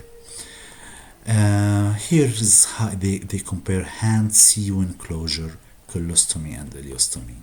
This is a hand sewing, you can see here. And we said it's surgeon preference. This is a stapler closure, side to side. And this is GIA device. If it's available, it's good. If it's not available, you can use the linear stapler, it doesn't matter. Okay, let's move to closure of an end stoma. We want to reverse an end stoma, and we said that reversal of an end stoma, especially if we are talking about colostomy, it's harder than the index surgery. We here are dealing with distal anastomosis, we are dealing with hostile abdomen, so it's not and easy. We said harder than the stomach creation. Selectively, we can use a urethral stent. Actually, it doesn't prevent the urethral injury, but it can help us in identification of injury if it's happened. They says that the surgeon should be ready, or the equipment of the surgeon regarding pelvis retractor, proctoscope, and vaginal retractor should be available. When to do? We said if we are, for example, talking about Hartmann procedure, so it's between 3 to 6. It's actually many studies about that, and the surgeon, the main thing, the surgeon should be satisfied of the distal anastomosis, and colostomy could be performed for diverting from distal anastomosis, should be satisfied about the pathology. So this is when actually it can be performed laparoscopically or open. This is the position for patient undergoing reversal of a colostomy, called the Louis Davis or lolithiectomy, or split leg position. These allow the access to the anus. Why? We will see that we need to we need an approach to the anus a little bit. Okay, in an open approach, if we are talking about open reversal of in the stoma, so the stoma is prepared in the surgical field. We can close the stoma with a gauze, and we do adhesolysis until we identify the bowel conduit that is leading to the endostoma. The distal also is identified. Usually it's the rectal stump, and we have to remember in colostomies to avoid any mesenteric injury, because here we have low anastomosis. We do not need to do additional resection. It's not very mobile, so we have to worry or avoid mesenteric injury. Okay, we have to, when we want to reach the anastomosis, this is the end colostomy, this is through the anus, the circular stapler, this is the anvil, and how we close the end colostomy. But what I want to say also here, it should be attention free. Actually, it's harder when we deal with colostomy. With ileostomy, it's much more easier because the mesentery is mobile. Okay. If we are talking about Hartmann procedure, we have, or end colostomy, and we have to check the pathology, the margin, is the resection in the index surgery was proper,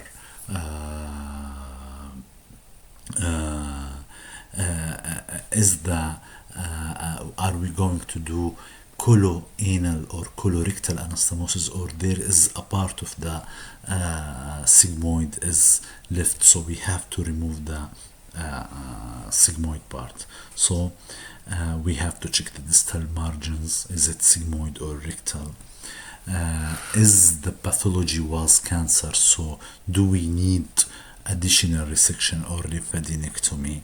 Regarding hand sewing or stapler, it's surgeon preference. In Hartmann procedure, as in this picture, you can use the stapler end-to-end technique. Okay. If you cannot advise, let's go. Okay, sorry. Let's move a little bit down. If we are going to reverse a Hartmann or reverse an end colostomy in general, and we cannot advance this enough, we can use end to the side of the bowel. I don't know if this is the retractor that we should have. This is a pelvic retractor. This is the proctoscope. Okay, let's move a little bit down. Okay, I think there is no picture here for end to side, but no. Actually, what I want to say here, if it doesn't reach, we can, sorry, if it doesn't reach, we can use the side. We cannot not reach. We cannot introduce the stapler to the end of the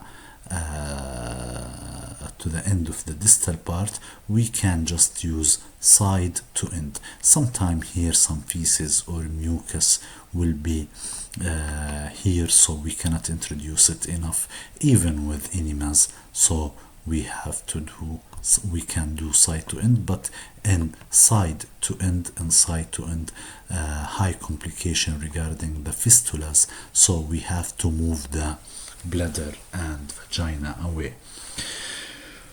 Okay, we have to check the adequacy of our anastomosis by an air leak test. You can see here the air leak test. Actually, here we immerse our field with fluid. We occluded this part of the bowel, and here we give some air through our anastomosis, and if any leak, a bubble will appear here, called again the air leak test. The air test for colorectal anastomosis. Okay, they occluded the proximal bowel, and here some type of insufflation into the rectum, air insufflation to the rectum. Okay, actually we talk all about. Now we are going to talk about the complication of the reversal. What happened after we reversed the stoma? Okay, and here you can see in this table the complication of stoma reversal. Here's the type of stoma. It doesn't care these complication percentages. You can see here superficial. This is the wound infection, superficial surgical site infection. This is the leak, deep space infection. These are the complication of reversal, bowel obstruction, and hernia, which is clinically diagnosed. These are of the complication of the reversal. Okay, some special consideration: the difficult stoma. Okay, and sometimes it's unavoidable to deal with a difficult stoma, and here I mean intraoperatively. We have many challenges, especially in obese patients, whereas the risk for stoma-related complication is high, and in cases where the bowel mesentery is acutely inflamed or chronically shortened. In obese patients, we notice that the upper part of the abdomen is thinner than the lower part of the abdomen, so sometimes we can relocate or select the stoma in the upper abdomen, so it's easier. Supraumbilical abdominal wall is thinner and easy to reach at the site of the patient, and we minimize the tension. You can see here, this is a CT. How's the difference between the upper abdomen? Here it's about 6 centimeter, while here it's about 8 centimeters. So sometimes we create the stoma in the upper part or the supraumbilical part. Okay. Other maneuvers that sometimes we need to, especially in obese patient, we need to, and this is, we didn't advise it, to core out the subcutaneous tissue, or we call it subcutaneous lipectomy. We remove this part to let the bowel reach. If I use another color, okay, we remove this part. No, it's the same. We remove this part so the bowel can reach to the abdominal wall. We call it subcutaneous lipectomy, so the stoma can reach. But here we will have some difficulties, so in form of that the stoma can retracted back. Some configuration of a stoma, especially if we have a problem with the mesentery, is to configure it in a fashion called loop end. Loop end. How does this mean? You can see here a stoma, a wound retractor. Also, it helps us to bring the stoma, to bring the bowel out. It can help us in some difficult stoma. This is the loop end. You can see that it is end actually. This is an end stoma. This is closed. But actually we bring the loop part and we only the functioning is the end part. This is the end part. Actually it's like this. This is closed. Okay, and this is the proximal part which is opened, called the end, loop end, but it's loop. How can it help us? Actually, sometimes the distal part, this is the distal part, the most distal part, have a shortened or thick mesentery, and so we cannot bring it up. So what we use, we open the bowel in the midway, for example, so the mesentery can reach. This is the loop end ileostomy, which can help us in some difficult stoma or difficult stomach creation. This is also end, but it's, I think, colostomy. This is also loop end colostomy. Also can help us when the tip is tethered with the mesentery. Actually here I cannot bring this side, but I can bring the mid of the colon, so I configure it in a form of end loop or loop end colostomy. Other maneuver that can give me additional length is the bicrusting, we call it, or scoping. Let's see here. Here you can see that it's sometimes difficult to bring the ileum to the abdominal wall, and what we do multiple incision at a different level that is perpendicular to the vessel, and so we can have additional length. It's called the bicrusting. It's scoring the peritoneal surface. This is the peritoneal surface of the mesentery perpendicular to the vessel.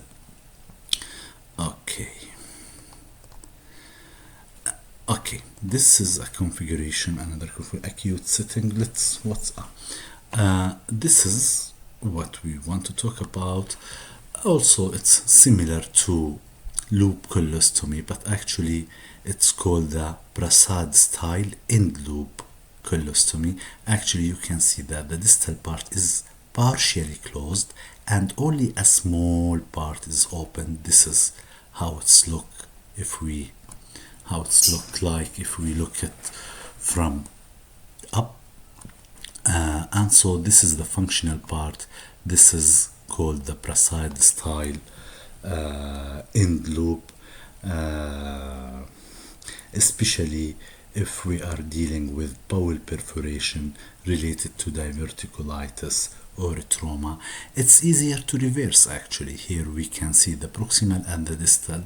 The proximal is partially opened, called the Prasad like. It's as I said, it's importance in that when we want to reverse it, it just need a local incision, doesn't require laparotomy. Okay, we remember that we said poor stoma in a good location is better than a good stoma in a poor location. Okay, if no ability to, we said that ileostomy should protrude, spouting or nippling. If no ability, we can make it at the level of the skin, but at this time we can have the complication. If we do an ileostomy at the level of the skin, we can have a complication called bishop collar structure. It's look like this. It's actually thickening of the serosa. Bishop collar structure. It's when we do the ileostomy at the level of the skin because we have no enough length. Okay. Another way, if we cannot bring the stoma at its normal location, we can bring it through a midline, through a midline incision. Okay. Sometime we can here leave the mesentery in the facial level. You can see here that not the stoma is not brought out. It's just we leave the mesentery here, the mesentery of the bowel at the facial level, and so the stoma can reach. Actually, difficult stoma, it's how we can bring the stoma in a difficult situation. Okay, but in this case you can see that they inserted a drain here. You can see this drain in the facial level, so that below the mesentery should be here, below the mesentery, so that retraction will not happen. This drain we will remove it after the surgery when the adhesion is well performed. Okay. Okay, what we said, leave mesentery at the facial level rather than the skin. Also, we can use two rods. If you remember, I don't know if there is a picture here. No. No, we have no. This is how it looked like when we put a drain here. Why? In order to keep the stoma in its site, to prevent retraction when the segment is under tension. It's difficult to reach the skin, and we can keep the mesentery in the subfacial level. Okay, we finally can remove this drain later on. We can use two rods instead of one rod. You can remember the rod we use it for a drain, for a stoma. We can use two rods. Okay, these are the situation of how we can deal with difficult stoma. Let's summarize it again. We in an obese patient, we can locate the stoma in the upper part of the abdomen. It's easier for the site. It is thinner upper part of the abdomen compared with the lower part. We can do subcutaneous lipectomy. We can do configurate the bowel in a fashion loop end, ileostomy or colostomy. We can do bi-crusting in the mesentery, and also we can do Prasad style end loop. It's one of the end loop configuration, and we can, if no way to make nibbling or spouting, so we can do the ileostomy at the level of the stoma, but at this time we have to deal with the bishop collar structure, and we can use rods, or we can leave the mesentery inside the abdomen wall. But in this situation we have to use a drain that is inserted subcutaneously between the two loops to prevent total retraction of the stoma. These are some maneuver or tricks to deal with a difficult stoma. The next section we are going briefly to talk about the genitourinary stomas. I know it is not the interest of the colorectal surgeon, but first, but you have at least to be oriented what does genitourinary stoma works and how they are configured, because sometime in emergent surgery you need to reoperate in a patient with urostomy. Sometime you are going to do a surgery with combined small bowel stoma and urostomy. So it's important at least to be oriented of the genitourinary stoma. The simplest way is to create the ileal conduit. This is the ileal conduit. Actually, it is taking about 10 to 15 centimeter. This is about 10 to 15 centimeter from the ileum. This is 10 to 15 centimeter. We go proximal from the ileocecal valve about 15 to 20 centimeter. We go proximal and we take about 10 to 15 centimeter of the ileum. We preserve the you can see the mesentery of this part. We preserve it under the then we do anastomosis. We close the defect to prevent hernia, and we can bring it up. You can see here they are configured in a fashion of either end ileostomy or end loop ileostomy. You can see here the mesentery is attached, and here is the left ureter through a defect in the mesentery, and here is the right ureter. Okay, this is the simplest way, called the ileal conduit. There are many other ways. Another ways here you can see. This is, I think, the Indiana called. The Indiana pouch. The Indiana pouch, actually they take part of them, the ileum, and the descending up to the proximal transverse, and they reconstruct it like a UP, and the ureter as attached to it. This is continent. We have a valve, the ileocecal valve, and so we can control the bowel, the urination. Many configuration. This is a tuberized. Actually, this is the appendix. Sometimes they use the appendix in the bladder with its mesentery. They harvest the appendix with its mesentery and they implant it in the UP. Many configuration. It's just wisdom to know. Okay, what's else? We said the Indiana. This is the Indiana. The Indiana pouch, a very common.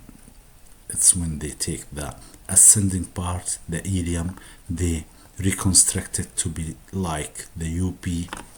And what's else? Okay. Here an information. It may be the UP can, sorry, the ureter can separately or combined, either separately with the ileum, or we combined it together to enter the ileum with a single lumen. It's not important to remember. Okay, last thing in stoma creation is the emergency. We call it the thermal blowhole colostomy. To summarize it, this is when we do a loop colostomy in the transverse ileum in an unstable patient. For example, patient with fulminant colitis, sepsis, or cardiovascular collapse. We can do a limited upper midline. You can see it here. Here is it. It's very rapid procedure. Actually, it's very easy to access the transverse, and it's usually massively dilated. So we do a limited upper midline incision. We can do this procedure under local anesthesia.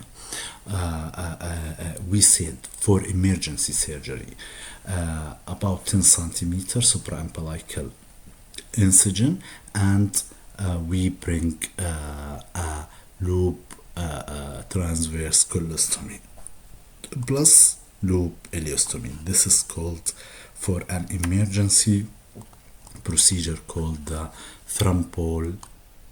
It should be like this: blowhole ileostomy plus loop ileostomy. Okay. What's else? Lastly, we have this is how we create the blowhole colostomy. It's not okay. Finally, they just here mentioned how to deal with ileostomy obstruction, especially if we have food stuff, if we have food obstruction. Actually, they mentioned the usefulness of the fullest introducing. We can introduce fullest. We can actually we have to remember that edema is a clear cause for obstruction, especially post-operatively in the early post-operative period, and the ileostomy obstruction can come in a no output or pain, peristomal pain, or high drops like fluid. How we can deal with it? Actually, by introducing a Follis catheter, and if there is a food, we can do irrigation.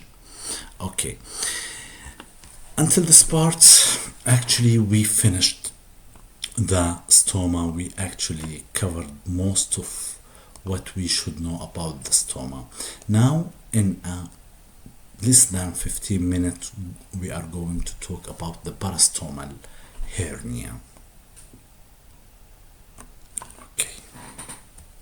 Okay, and about parastomal hernia, first of all, we have to remember that surgical repair is highly restricted and limited to highly symptomatic patients. We will see in the next few minutes how the recurrence rate is high, the complication rate is high, so we only operate highly symptomatic patients. The ideal approach recently, the ideal procedure is the laparoscopic sugar Baker repair. We will see in the next few slides how it is the standard approach, but it's not suitable for every hernia. Sometime we need to know some type of abdominal wall reconstruction, especially in complex and severe cases. Okay. Actually, the classic definition of parastomal hernia is an incisional hernia at the site of the stoma. I don't know where is it. Defined as incisional hernia at the site of an stoma. Okay. The incidence of stoma of parastomal hernia is extremely high. Some literature says that parastomal hernia, if we follow it for a long time, it will happen definitely 100%. But if we like the number, so it is 30% at first year, 40% at 2-year follow-up, and half at a longer follow-up. Okay.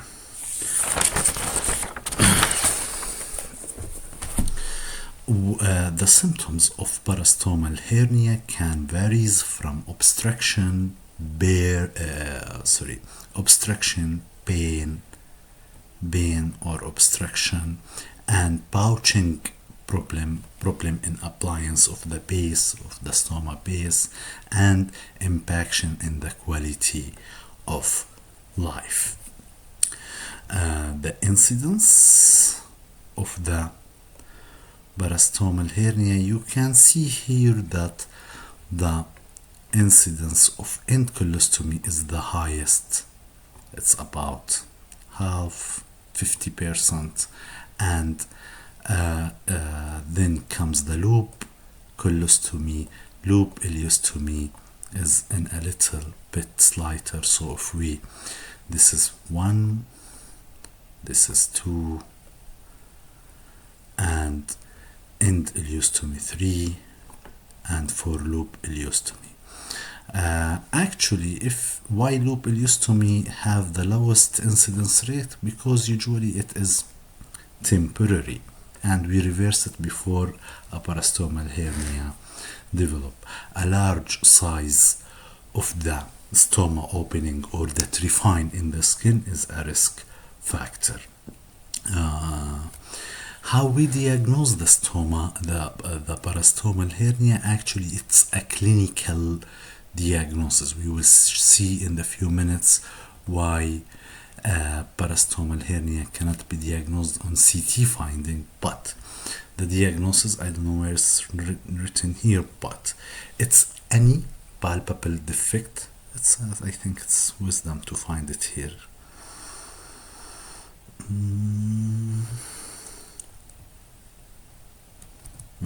Yes, any palpable defect or bulge adjacent to the stoma detected when the patient is in supine with legs elevated or while coughing or straining when the patient is erect.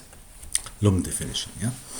Some literature says the incidence of parastomal hernia and the diagnosis of parastomal hernia depends on the definition of what the parastomal hernia is. Okay, of the risk factor, of course, we have the advanced age, diabetes, surgical site infection, malnutrition, immunosuppression, the emergency surgery, and malignancy. These are the strongest risk factor is the obesity, and so body mass index higher than 30 and waist circumference higher than 100 is a risk factor. Okay, let's move a little bit. So weight loss is always advisable before parastomal hernia repair. The plateau of parastomal hernia reaches at about 2 years postoperatively.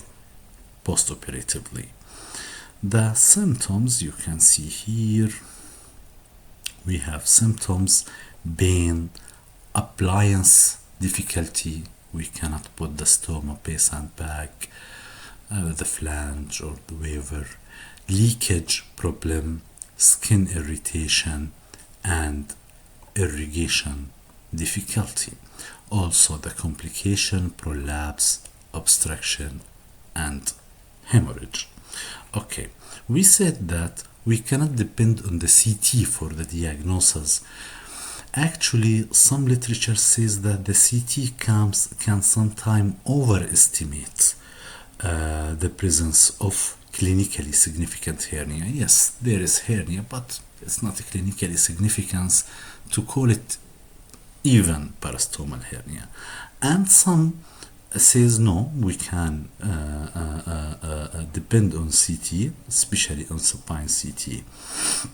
Other says even supine CT may be not adequate if we do CT in a supine position, so it's not adequate because the supine position, the reduction of all the bowel, there will be underestimation. So some says it may underestimate, and some it's not adequate enough. So we cannot depend on CT, but it's useful in preoperative planning. In the presence of hernia, especially incisional hernia, we here dealing with laparotomy incision.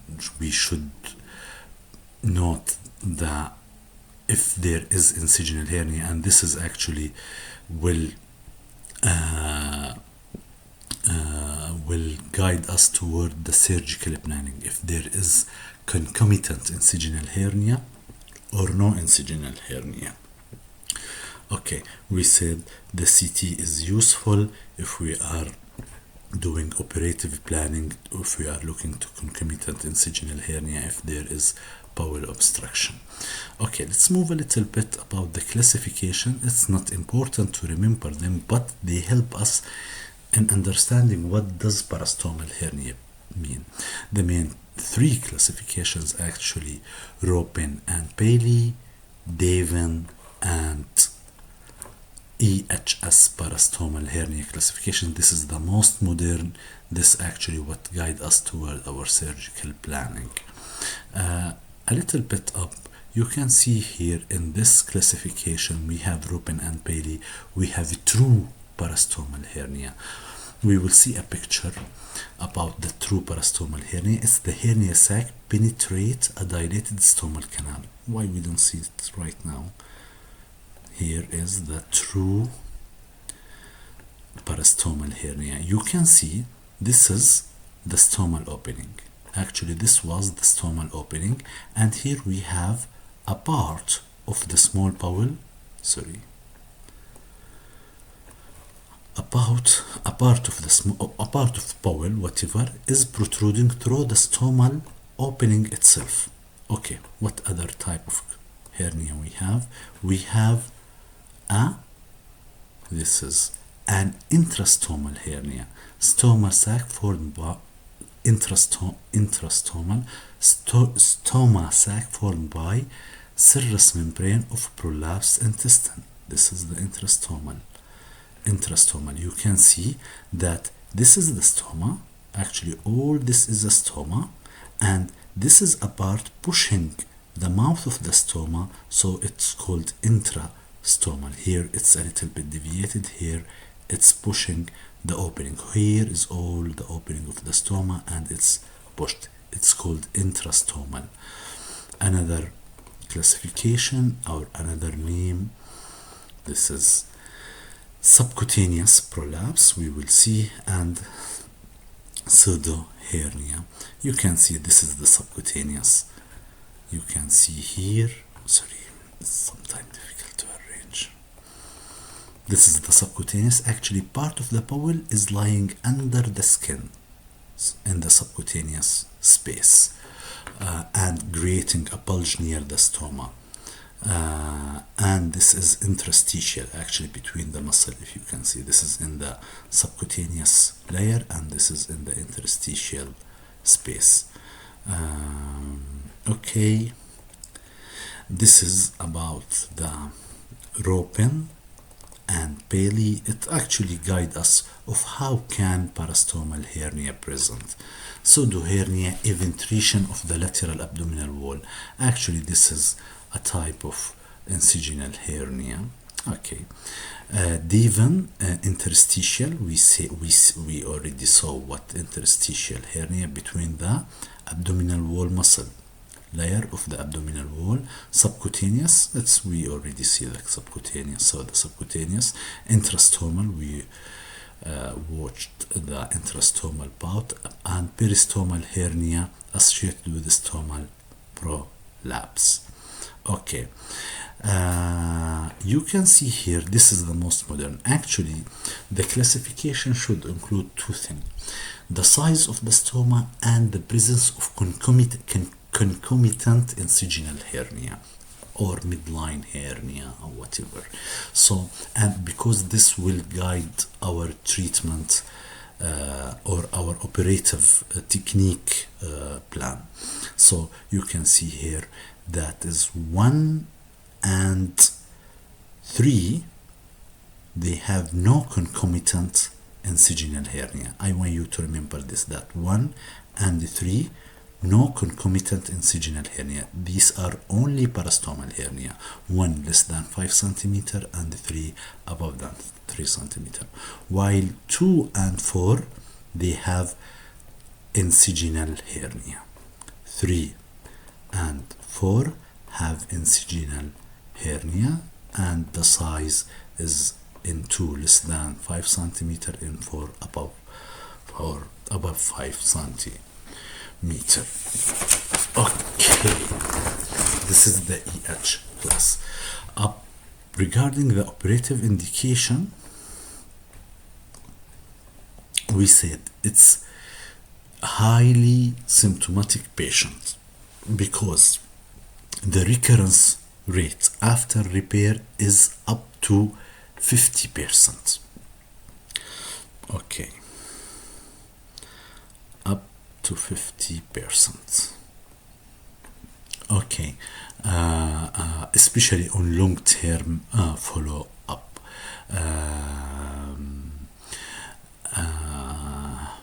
And plus, if we did a repair for a stoma using a mesh repair, so and recurrence reoccur, so the next surgeries will be harder than the previous surgery.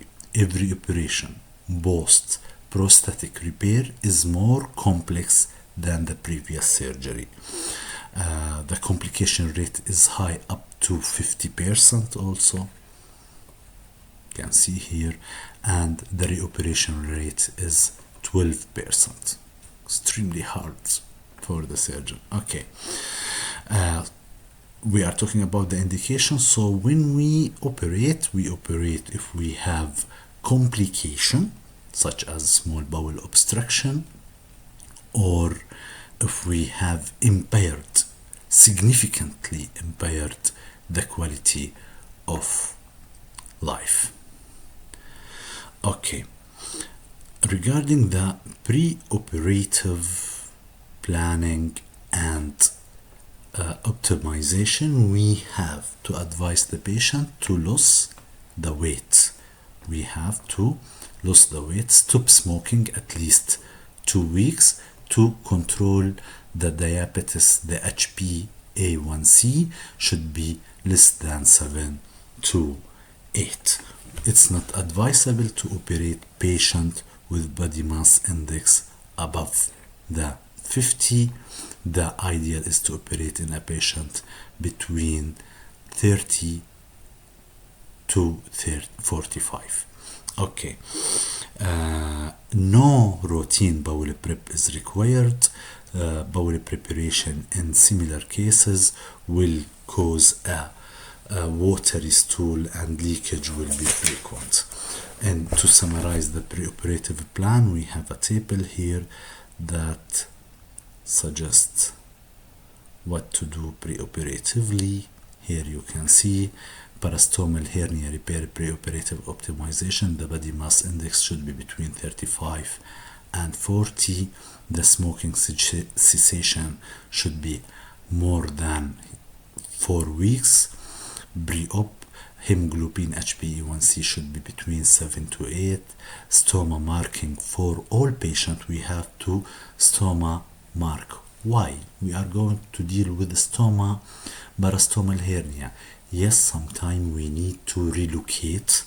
We need to be ready for unplanned stoma, new stoma.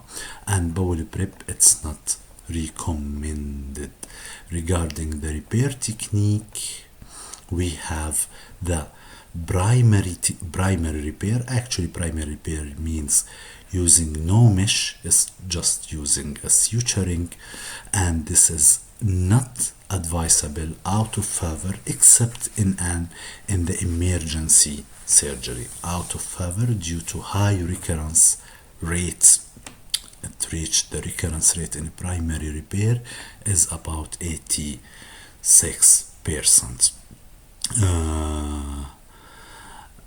Okay, we usually we need to relocate the stoma in the primary repair if we are going to close a parastomal hernia. We usually use a midline approach. We actually should remember that this is for urgent suboptimal patient in emergency cases. So midline incision and the recurrence rate is extremely high. Okay. Other technique is using a mesh with different modality of where we can apply it. Here you can see the onlay. We are going to talk about the onlay mesh repair. Onlay, you can see it's above the anterior rectus sheath, while inlay between the rectus sheath, sublay, or sometimes they call it retromuscular. We are going to talk also about the sublay technique. It's suitable when there is incisional hernia, retromuscular technique, and the inlay. Intraperitoneal. This intraperitoneal approach you can see here. It could be open or laparoscopic approach. In onlay technique, this technique we are going to talk here. On onlay technique, okay, just you can imagine that a parastomal hernia exists, so we have to do a circumferential incision about 10 centimeter away from the parastoma, so no problem with the appliance will be. And at the level of the anterior rectus sheath, we do dissection and we apply a stoma. The stoma can be applied in a two fashion, either keyhole or cruciate. We will see a picture, depend on whether either this is totally freed to the abdomen or not. This is a cruciate incision, so the stoma can be brought from here. This is if the stoma is freed totally to the abdomen, and if it's still fixed, we can do a keyhole incision. This is the cruciate and this is the keyhole, and we apply it. Okay, the problem in this technique that we can face problem with the flap. We already raised the incision. Here we can have seroma here, so we usually use drain. The benefit that we avoid laparotomy, we do not need to do midline incision, but the disadvantage, if we have concomitant incisional hernia, for example the laparotomy wound, so we cannot fix it. Okay. Okay, let's move a little bit to the intraperitoneal. This is the intraperitoneal, or intraperitoneal can be opened or closed. Open or laparoscopic. Okay, we said intraperitoneal can be opened or laparoscopic. Let's see the picture. Actually, the standard technique now is the laparoscopic intraperitoneal mesh repair using Sugar-Baker technique. This is the Sugar-Baker technique. Actually, it is lateralization of the bowel. Actually, we do tunneling of the bowel and we apply the mesh. Here is how the laparoscopic approach. The mesh can be applied in. Also here, lateralization is present. This is intraperitoneal mesh repair, the keyhole or cruciate incision for the stoma. This is the Sugar-Baker technique in the intraperitoneal. Actually, the laparoscopic is preferred as less pain and morbidity, length of stay is less, and return to work is faster. Okay, the other talk is about the type of mesh. We will talk a little bit in the next few minutes. Okay, the open retromuscular repair, this is laparoscopic repair. Okay, the last one is the open retromuscular repair or retrorectus sublay. Different. The advantage of open retromuscular repair is it is suitable when we have incisional hernia. Okay, let's see the picture again about the retromuscular repair. Here it is. This is the retromuscular. Oh, here it is. Yeah. This is the sublay or retromuscular. This one is suitable when we have incisional hernia because we can put the mesh and we can include the midline laparotomy with our mesh. We can include a large field. Regarding the open retromuscular repair, dissection on the posterior rectus sheath, okay, from rectus muscle to the semilunar line bilaterally. We said the advantages. Sometimes we can face a large lateral defect. In these cases, we have the TAR or the transversus abdominis release or posterior component separation. A difficult configuration to deal with, but I don't know.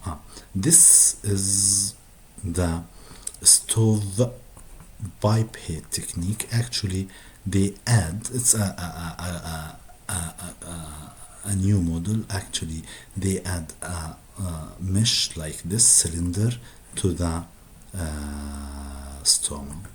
It's applied it here, called the stovepipe technique. Okay, what we else have? The other modalities. It's extremely unnecessary. For example, the storm technique, stapled transabdominal ostomy reinforcement and retromuscular mesh, and the smart stapled mesh stoma reinforcement technique. Let's move lastly to the algorithm. Here we have algorithm of how we can deal with this stoma. This is the retromuscular approach. By retromuscular approach, you can see the mesh from here. So if we have a parastomal hernia and incisional hernia, we can fix them together. Okay, the algorithm. Let's move. Here it is. Okay, this is summarize what we saw, what we already said. Is the patient is in extremis or suboptimal patient, for example, emergency surgery or multiple comorbidities, we have strong indication, for example, parastoma, for example, intestinal obstruction. Is it like this? If so, go for a primary repair. If no, so we should ask ourselves, is the patient is optimized? For example, the body mass index is less than 35, the HbA1c is less than 7 to 8, he's not smoking, he's for the last 4 weeks. No, if he is not optimized and not urgent, we have to advise him, counsel him, and reassess him after 3 months. If yes, the question exists, is there is associated parastomal hernia, incisional hernia, and we said that EHS classification 1 and 2 without incisional hernia. Is it without incisional hernia? If the answer is yes, we said our standard surgery is laparoscopic sugar baker technique. If no, that means he have EHS 2 or 3. This means that the patient have incisional hernia.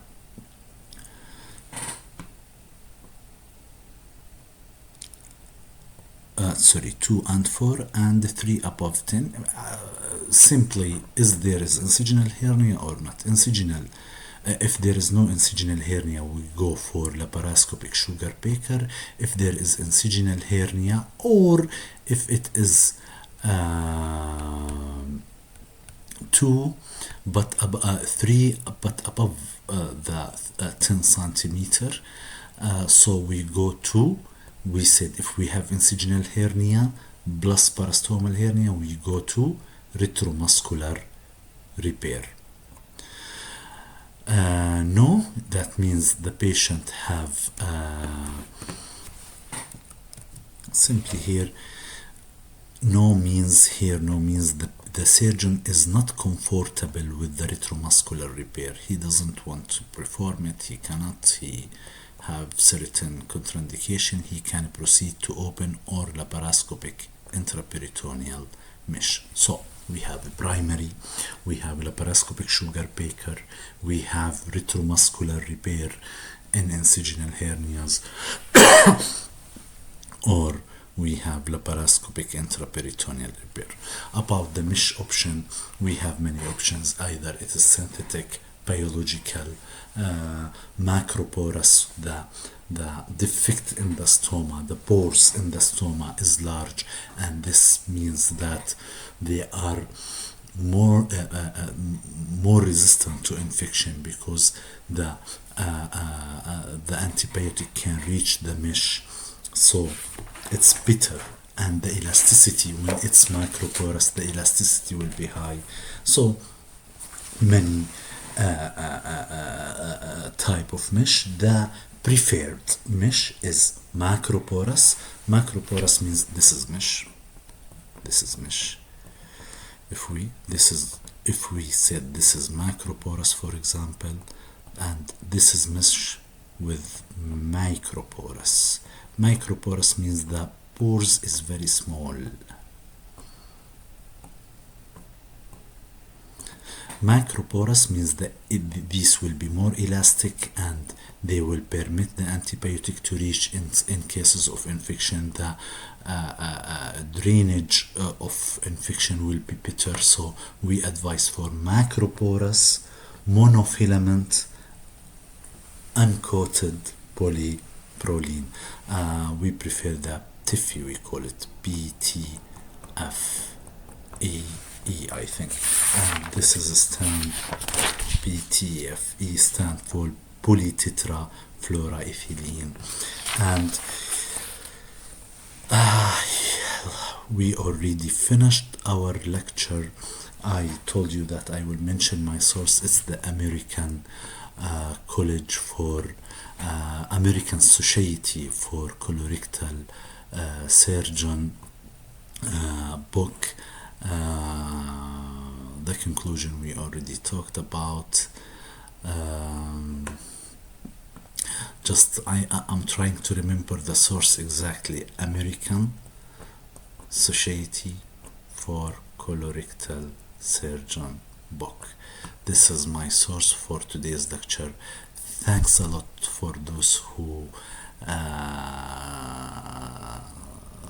still watching the lecture to the end. You did a great job. I hope I delivered as much as I can from the information I have, and I hope to see you in the next lecture. Bye bye.